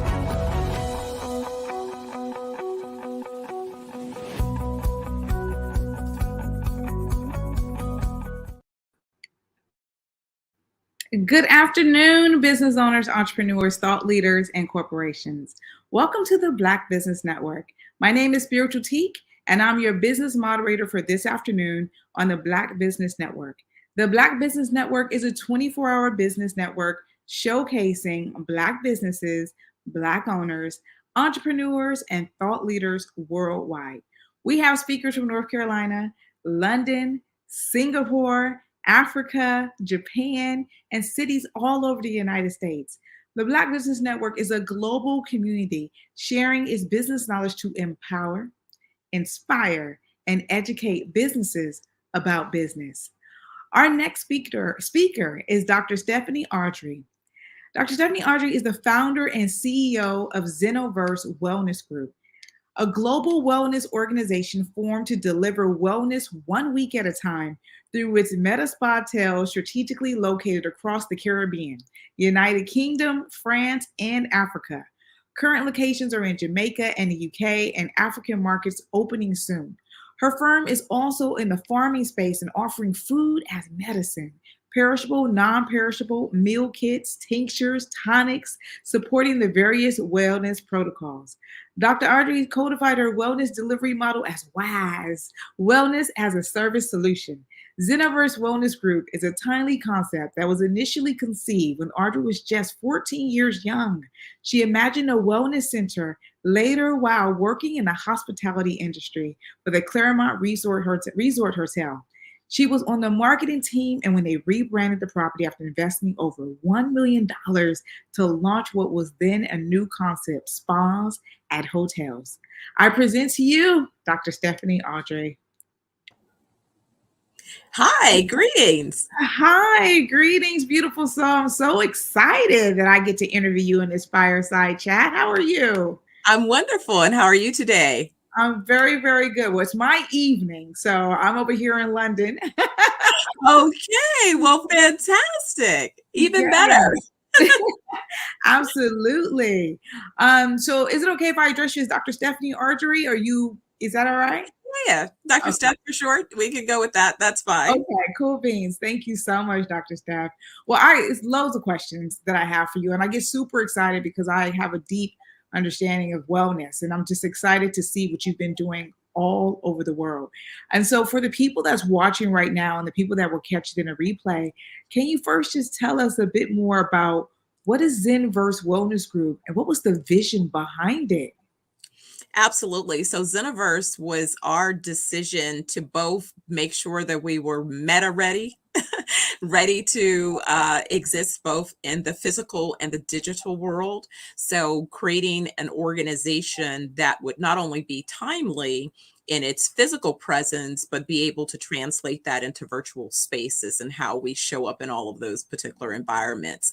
So thinking forward always. But when I looked about at the idea of wellness, what I realized is I was really first introduced to this idea of wellness at 9. It was my mother who made this big declaration. We had just bought our home, and she decided that now that she was responsible for cooking, she was going to teach me how to cook differently than she experienced. And so she set a clear intention that she did not want me to have any lifestyle chronic illnesses. So she bought 2 books. My school was having a elementary book sale, and she bought a book called Back to Eden, and she bought a soul food cookbook. But that's really where, for me, the idea began. I love that. Intention is everything. You're speaking my language. Definitely, definitely. So right back from when you were young, having that instilled inside of you has been sort of the foundation to this. So that inspiration then led you to get to Medi Spa Hotels, TM, and expand your wellness across multiple countries. Can you tell us a bit more about that global expansion? Absolutely. So it began, I knew I wanted to be an international business tycoon. Again, around 9, 10, I used to play business as an only child. So you know how you can be a little bit needing to occupy your time. And so at that time, my business consisted of, my dolls were my customers. I knew Tinky but by touch before I knew what that meant. I had every form that I could find from my mom, from her Mary Kay business to real estate forms. And on one particular Saturday, we were out shopping, and I realized that my business needed credit cards. So it was my determination. I'd taken a credit card application, and so I was now going to make credit cards for my business. And I took these index cards, covered them with her photo album refills, pinpricked every letter and number so that I could, because I'm aging myself now. In those days, you could get an imprint, and that's how you completed a credit card transaction. So right when I perfected my credit cards, my mother comes in the room with that high pitched, "What are you doing?" And so, when you question, think fast, right? Because the answer is going to determine what happens next. So I paused for a second and I looked at my mom and I said, "Mommy, I know who I'm going to be." And so she kind of let out a nervous laugh and she looks at me and she's like, "Who?" I said, "I'm going to be an international business tycoon." So Wow. she just kind of released it. And then she said, "Tell me more." And I think that was the most brilliant thing because, believe it or not, I actually had a vision. I said, "Mommy, I see myself. I'm in the boardroom. Everybody's paying attention. The San Francisco Bay Bridge is out the back window. Like I could see it. I'm wearing a navy blue pinstripe suit. Like I could see all of those details." Wow. And didn't think about it again until I was being interviewed for a television show at 20, right when I was sort of contemplating the next levels of my company. And at that point, I had already started an international version of my company. I hadn't expanded yet, but I was on my way to my first level of expansions, which first allowed me to have 5 market locations. And then later, I did a JV where I ended up with 8 market locations. And so I've sort of been building over the course of my career to be ready to go international. But, it's been like this vision. And that's why I tell people it's so important to recognize the vision and to create it in colors for yourself. And so I became a fan of vision boards and, journaling, making my plans. But that's really where the seed was planted. Oh my goodness. Dr. Steph, I think my cheeks are gonna, we just got started. And I'm like, the smile is so big. I think you're tapping into my inner child. I'm like, yes. I'm telling myself, oh my God. But this is good. This is very, very good because it's so inspirational to hear you talk about how that seed was in that vision for, being a young child. But what I really love was that connection between you and mom and how she paused and said, "Tell me more." And then she poured into you. And then that just blossomed, it seemed, into, I'm going to say that was the beginning or the foundation. And then it's blossomed to where you are today. And that gets me to the question of, Zeniverse, the wellness group, like, how would you say it differentiates itself from other wellness group organizations around the market or just around the world? How would you say it's different? So now wellness has become a big thing. Expected to reach just under $700 billion in the next couple of years globally. I originally started looking at wellness resorts in Europe because what I realized about a decade plus ago when I wanted to do a deeper dive was that there were plenty of wellness resorts and treatment protocols that existed. But what I noticed is it wasn't really an Americanized kind of thing. Definitely wealthy or culturally focused schools tended to lean in to those types of places more so. So really, the journey kind of happened with a pivot. I started off in advertising and marketing communications, where I had an opportunity to advise Fortune 500s. After my experience with Claremont Resort, I ended up being an advisor to Hyatt, Park, Oakland, and some of these other hospitality brands and assets, as well as a young entrepreneur, I was asked to give a keynote address, I remember, for the National Conference of Black Mayors. And again, I couldn't have been more than 22 at the time. And so after that, each of the mayors invited me to their various cities to give them advice on economic development opportunities. And so again, from a strategic point, I could see opportunities. We would talk about entrepreneurship, entrepreneurial opportunities. We were doing incubators and accelerators again, before that became a thing again. But it was at that time that I noticed is every time I gave a recommendation, somehow or another, the real estate developers would come in and make money. And I couldn't figure out how they got paid, but they were making money. I'm like, that was my idea. My idea. How are they making money? So really what happened was sort of a good thing and a bad thing, in that the bad thing was suddenly I lost my mom after my 30th birthday. She took a nap. She was only 48 at the time and died from a brain aneurysm. That was my, heartbreak, devastation. I say I hit the wall, I hit that fork in the road. But what I decided was that I was going to bring the rest of her life to life. And I was going to go ahead and take the leap and leave advertising and start all over in real estate development. And that's what I did. And so now I spent the last, 2.5 decades of my career in real estate development. And thankfully, I began my career. I had the vision about mixed use and other types of uses. So I started the career there. What made me create the Medi Spa Tales as a concept was about 15 years ago.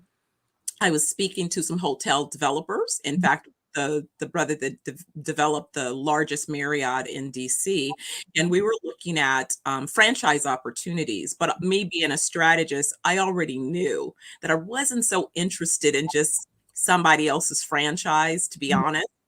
So I had this opportunity to speak and say, hey, what do you think about this idea? And he said, you need to develop your idea. Well, that's great. But typically, my smallest development project is about $150 million project. So I figured by wellness, Medi Spa Tales, I needed about $500 million.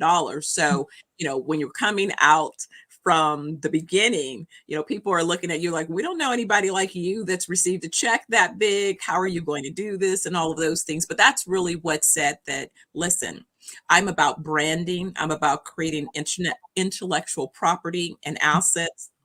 And I'm about blending my real estate knowledge with my market knowledge, my business knowledge, and understanding global markets. So I have basically framed us as the Marriott for wellness, in a sense. So when you look at Marriott, Marriott owns several brands that are similar to my first 3 brands. The W is like my 420 wellness brands. The Four Seasons would compare to my Amani Haba brand, and my luxury, ultra luxury brand, Turquoise, is similar to the St. Regis or the Ritz Carlton. So I because again of understanding these markets and understanding the business opportunities, really looked for an opportunity to distinguish ourselves. And it's not just about our physical properties, because you can go to any spa, you can go to many hotels, they'll have a spa, they'll have a gym, and it's the same old humdrum boring. They feed you the bad rubber chicken, so you leave there and you're sicker than when you arrived. So basically, I said I was going to fix all of those things. Okay. Very deliberate. So we focus on mind, body, and soul healing. Yes. Yes. Yes, I love that. I love that. And I love the way that because anyone that you take us through the journey, because I really feel I'm very visual. So I felt the story along with you. And so it really is inspiring and empowering for anyone that is watching, because what you're doing, what you're saying is that how you're evidencing how things are transferable, your skills, and then how that can pour into whatever it is you want to expand your dream. And it sounds very much so solid that what sets you apart is, everyone needs healing whether they know or not, right? And so it sounds like you got that formula locked in. So we're talking about healing. What wellness protocols do your organization offer, and how do they contribute to the overall well-being? Because we're already tapped into that. Absolutely. And it's an excellent question. And so the first thing that we do is when you book your wellness retreat, and it's 7 days. So when Dr. Oliver, and since you said you're in London, you probably have heard of Dr. Aubrey Oliver, because he has a practice there as well and is on UK Galaxy Radio, broadcasting around the world on a regular basis.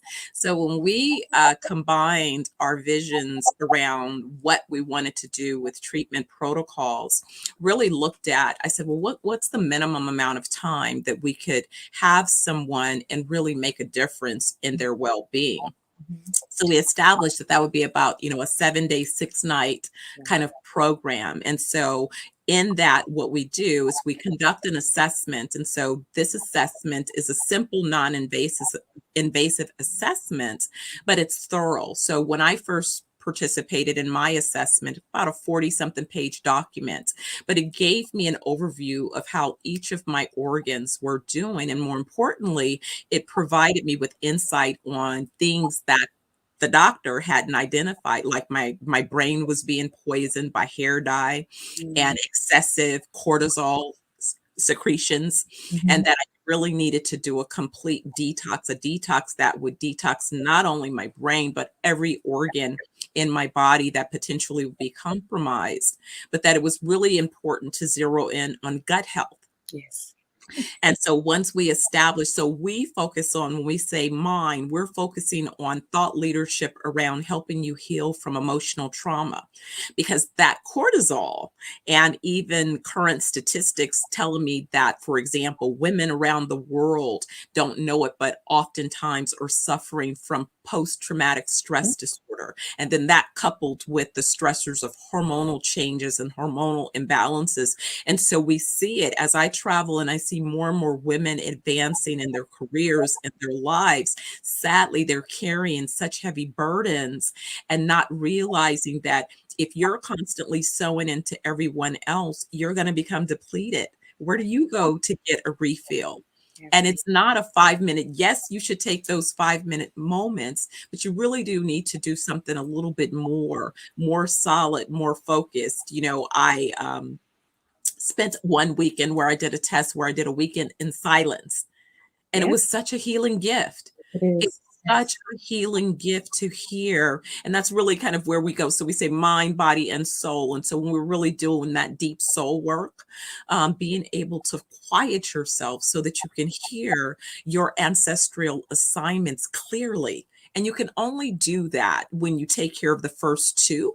If you take care of your mind and you take care of your gut, that body part of your well-being, then it begins to create the space for you to then have the capacity to then address your soul assignments. And it helps to have a tribe of other like-minded individuals that you don't have to explain your why in terms of why this would be important. It's important for them as well. Then you can deal with, now my personal why is about X, and you have a whole crew of folks saying, yes, you can do it. Let's go forward. Let's do it. That's what I've envisioned, and that's what's important about the protocol. I love it. I love it. Again, you're speaking my language. I understand everything that you are sharing, and the true authenticity of sharing that, especially when you gave the example about women, and the changes and the hormonal changes in the body and how that impact, and just trauma in general. People not having a deeper understanding of trauma on all levels, whether it's acute or chronic. So I'm enjoying how you guys are supporting people. And I just wanted to ask a sort of follow-up question before I move on, because I have so many questions. I'm so excited. But when you talked about having, the detox and having a scan, right? So I'm just curious, because I know a little bit when it comes to that, right? And so is that like, I've heard of bioscans. Is that the sort of technology where it's reading the electromagnetic energy of the body? Yeah. Okay. Yes. So you're getting that insight again in a non-invasive form, because people are like, oh, do we have to give blood? I'm like, no, you don't have to give blood. We don't have to take on any invasive type protocols to establish your baseline. And oftentimes, again, we encourage people before, even when they book their trip, we'll do a virtual assessment with the wellness team just to discuss, do you have any particular elements that you might be concerned about? Again, you can be healthy. You don't have to have an ailment that you're concerned about to book your wellness. It might just be that you want to come and get away and see what we're all about. Our tagline is escape, evolve, elevate. So you just may need to escape. You want to evolve and you want to elevate. We got you. I love that. And it's like driving a car. A car requires a tune-up. Your body requires a tune-up. So escape, evolve, and elevate. I absolutely love that. So that gets me, I enjoyed saying WAS, so can you explain that concept of wellness as a service solution? Yes, that's a little techie in me, right? Because I'm like, they're selling SaaS and all this other stuff. So I said, well, let me speak to my tech folks in a way that they can understand. This is really a WAS. And so what I mean by that is that I really created a methodology, and there is technology that goes along with our solution. So when you become a member by being a guest, we are going to assist you by creating an opportunity for you to have a wellness vault where you can include your historical medical records, as well as you will have a record of all of the various treatment protocols. You'll have a record of all of our resorts that you've visited, all of our products that you've consumed, and then we'll both activate that with our AI so that we can notice any particular patterns, so that we can be predictive and preventative. We don't do sick care. We believe in wellness. Exactly. So we can see markers that indicate that something might be coming along. Perhaps you're taking, prescriptions or something that may conflict. Perhaps something has happened that's caused a spike, a change, an increase of your stress level. Being able to identify and remind you with other opportunities, and more importantly, really having a place where you may come for once a week, or 1 week a year, but we have virtual trainings happening around the world. So you want to take a class? Well, you can take that class virtually. You want to listen to a cooking or food show, or learn about herbs or something that we're offering? We'll have that content available, and all of those things will be available in our NFT. So again, the little techie in me said it's about having a methodology, and it's about being able to ensure that that particular methodology is both something that you can adopt, something that you can track, and then something that you can maintain and keep track of your progress. Again, because we believe that full life is 120 years and beyond. So we want you to be able to track, how you're going on that journey, and be able to prove that not only if you set that intention, that it's doable, it's feasible, but you have a team of folks that are rooting you on. I love that. And it's so important, because like here in the UK, when they have like the red book when the kids are born, and the health visitors come and visit. So this is your WAS book, so Yes. to be able to monitor that and you be able to support them along that journey.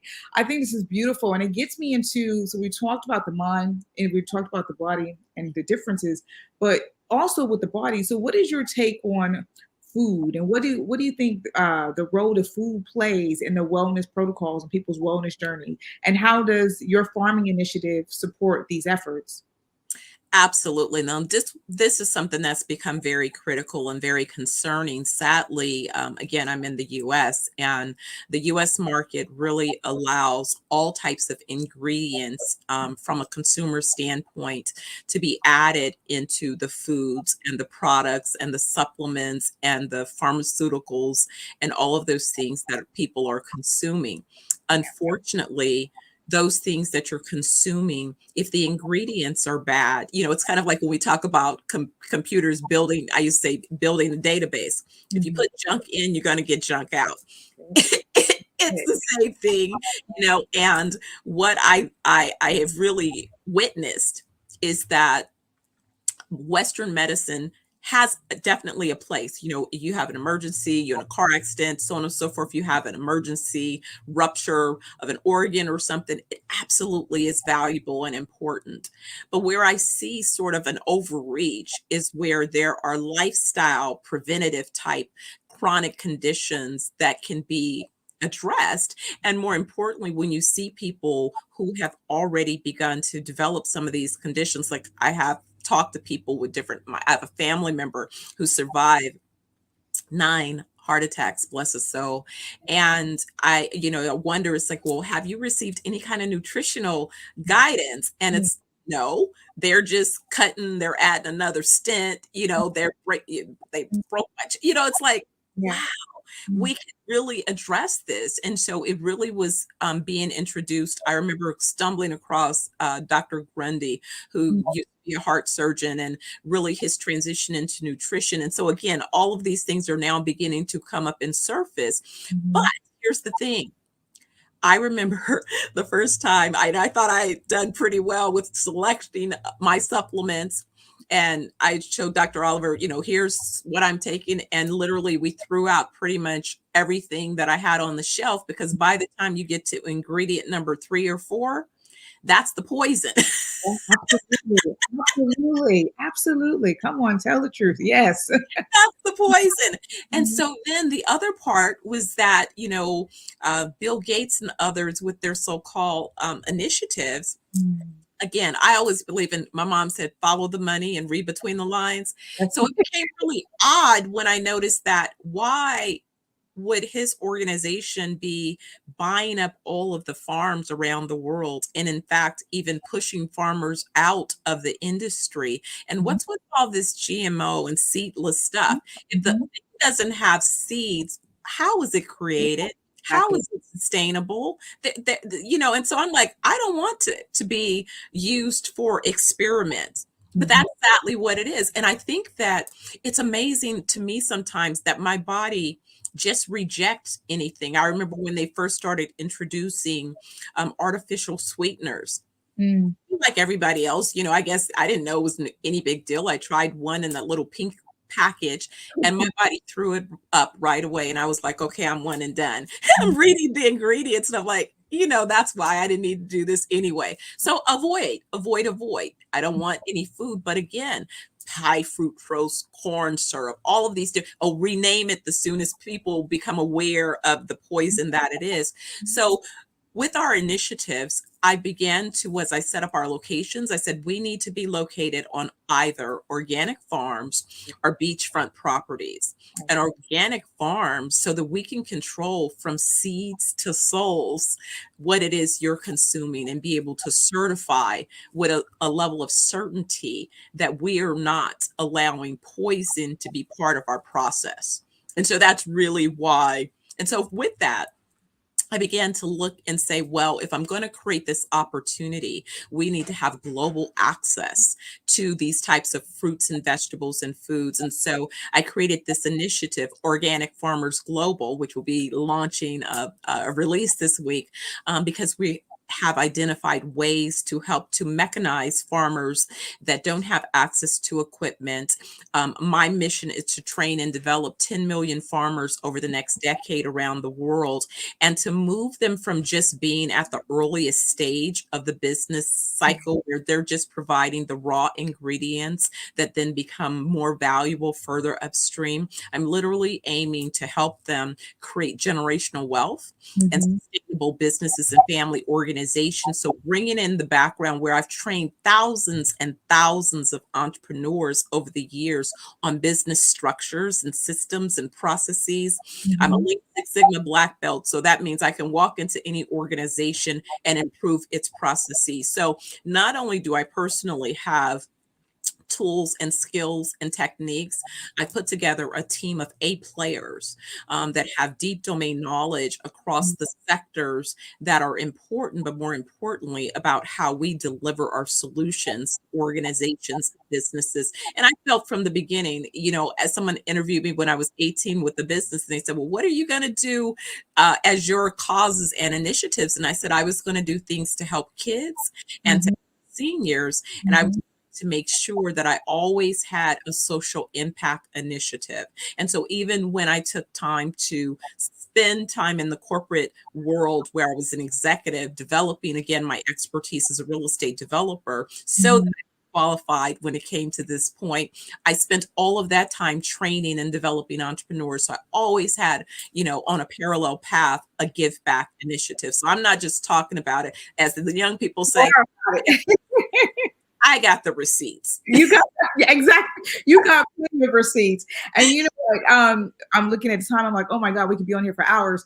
But I have two relevant questions for everyone. Pause that for a second and just hone in and recap what you were saying about food, because it was so potent and so powerful. Because you're talking about wellness, and what you're saying is getting. Well, I think you said seed. I heard soul. You might have said okay. So the souls. The souls. And to me that resonates so well. And for everyone out there watching and catching the replay, what you are saying at a very baseline is that's your route to health, is how you feed the body. And I've heard you say about the ingredients. You get to ingredient number 3 and it's not for you. And that authenticity, that truth, even your own journey, I think is inspirational, sharing that as well, because, people get into routine about what life is, right? Or into a trend. In actuality, when you have preventable things, as you were saying, it's when you see people are passing away because of preventable diseases. This is why even your initiative is even more important. Just my observations from that. But thank you for that, for sure.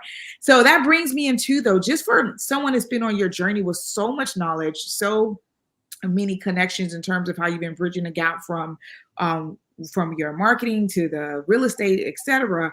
For anyone on a wellness journey or on a business journey, I mean, what would you say were some of your challenges and sort of that they should look out for to help you excel, feel forward? It's some of the same things that tend to come up.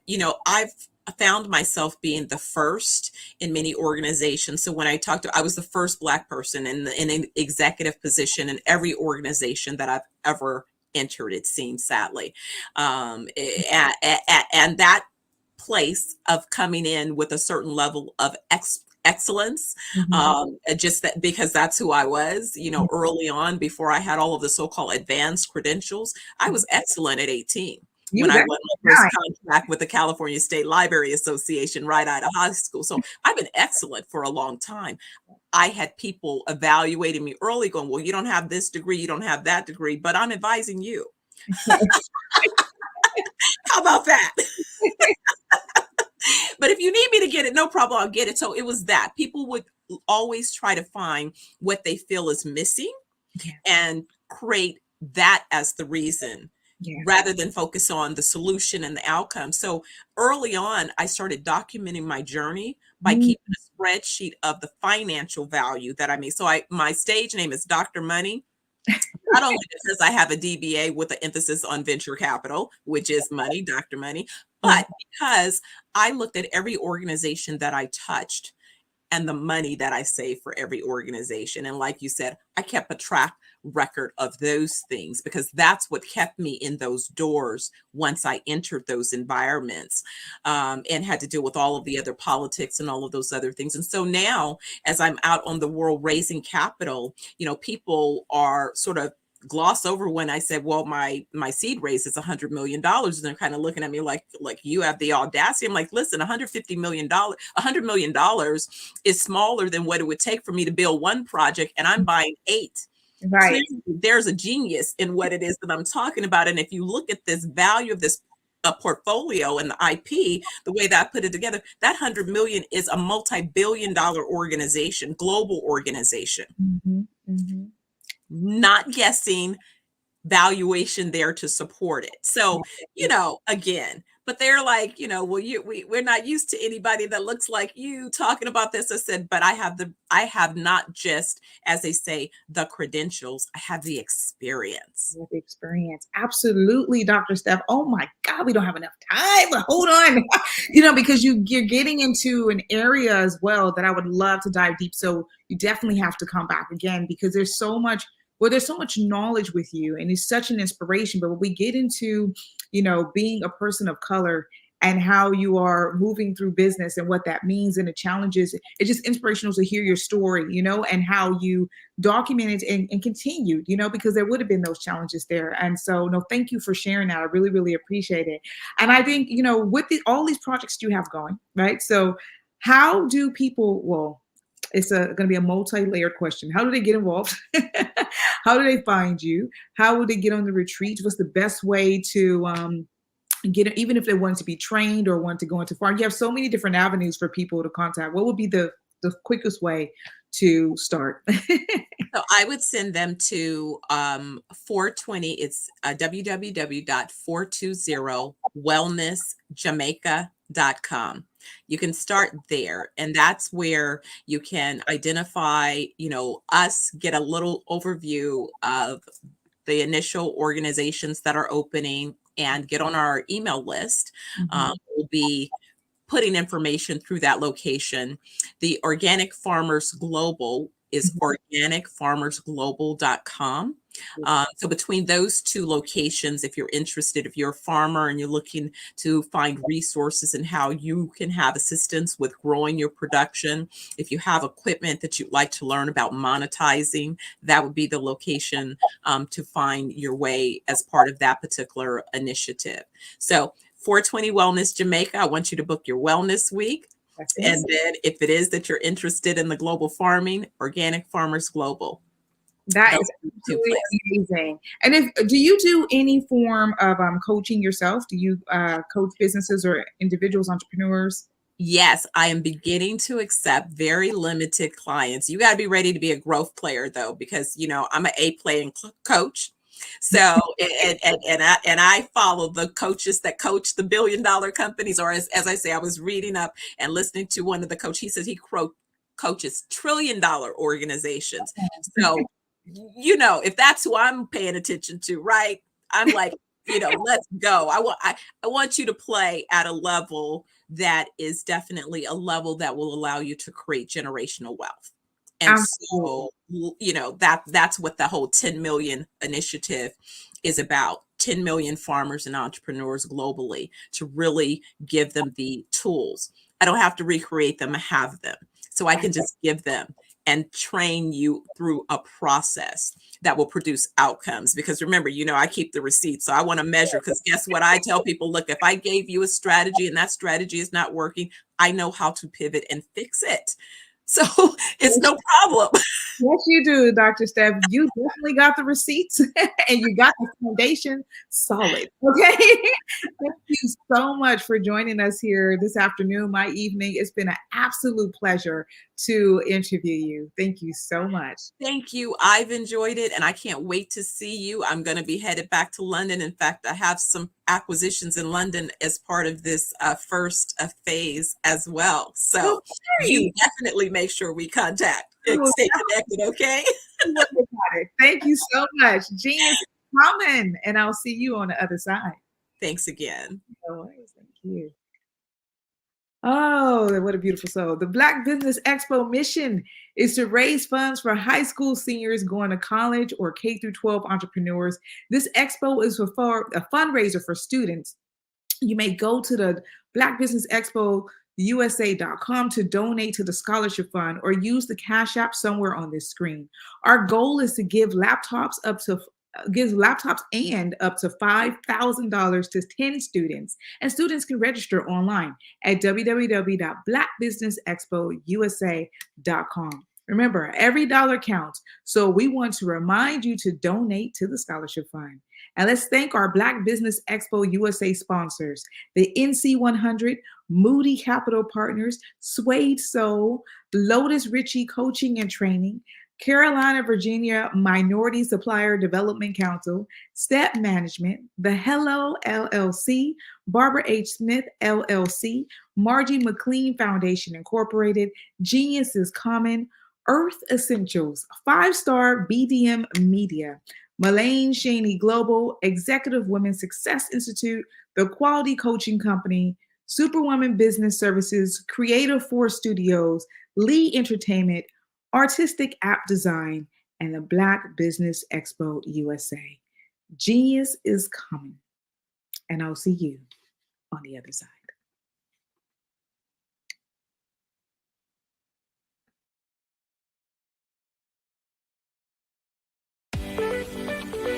You are in the right place at the right time. The Black Business Network opens again for its Black Business Olympics, a 24/7 broadcast on business, strategies, global branding, social media marketing, finance, advertisement, and much, much more. Featuring the top, most powerful entrepreneurs and speakers and thought leaders from all around the world as they gather together for this phenomenal event. Join the Black Business Network streaming live into the metaverse, STEM City USA, Black Multiverse, Pod TV, Roku, Hulu, iHeartRadio, Apple TV, YouTube, TikTok, Instagram, Google Podcasts, Facebook, LinkedIn, IBM TV, Spotify, and Twitch. Tune in today and be a part of this amazing movement. The Black Business Olympics welcomes you.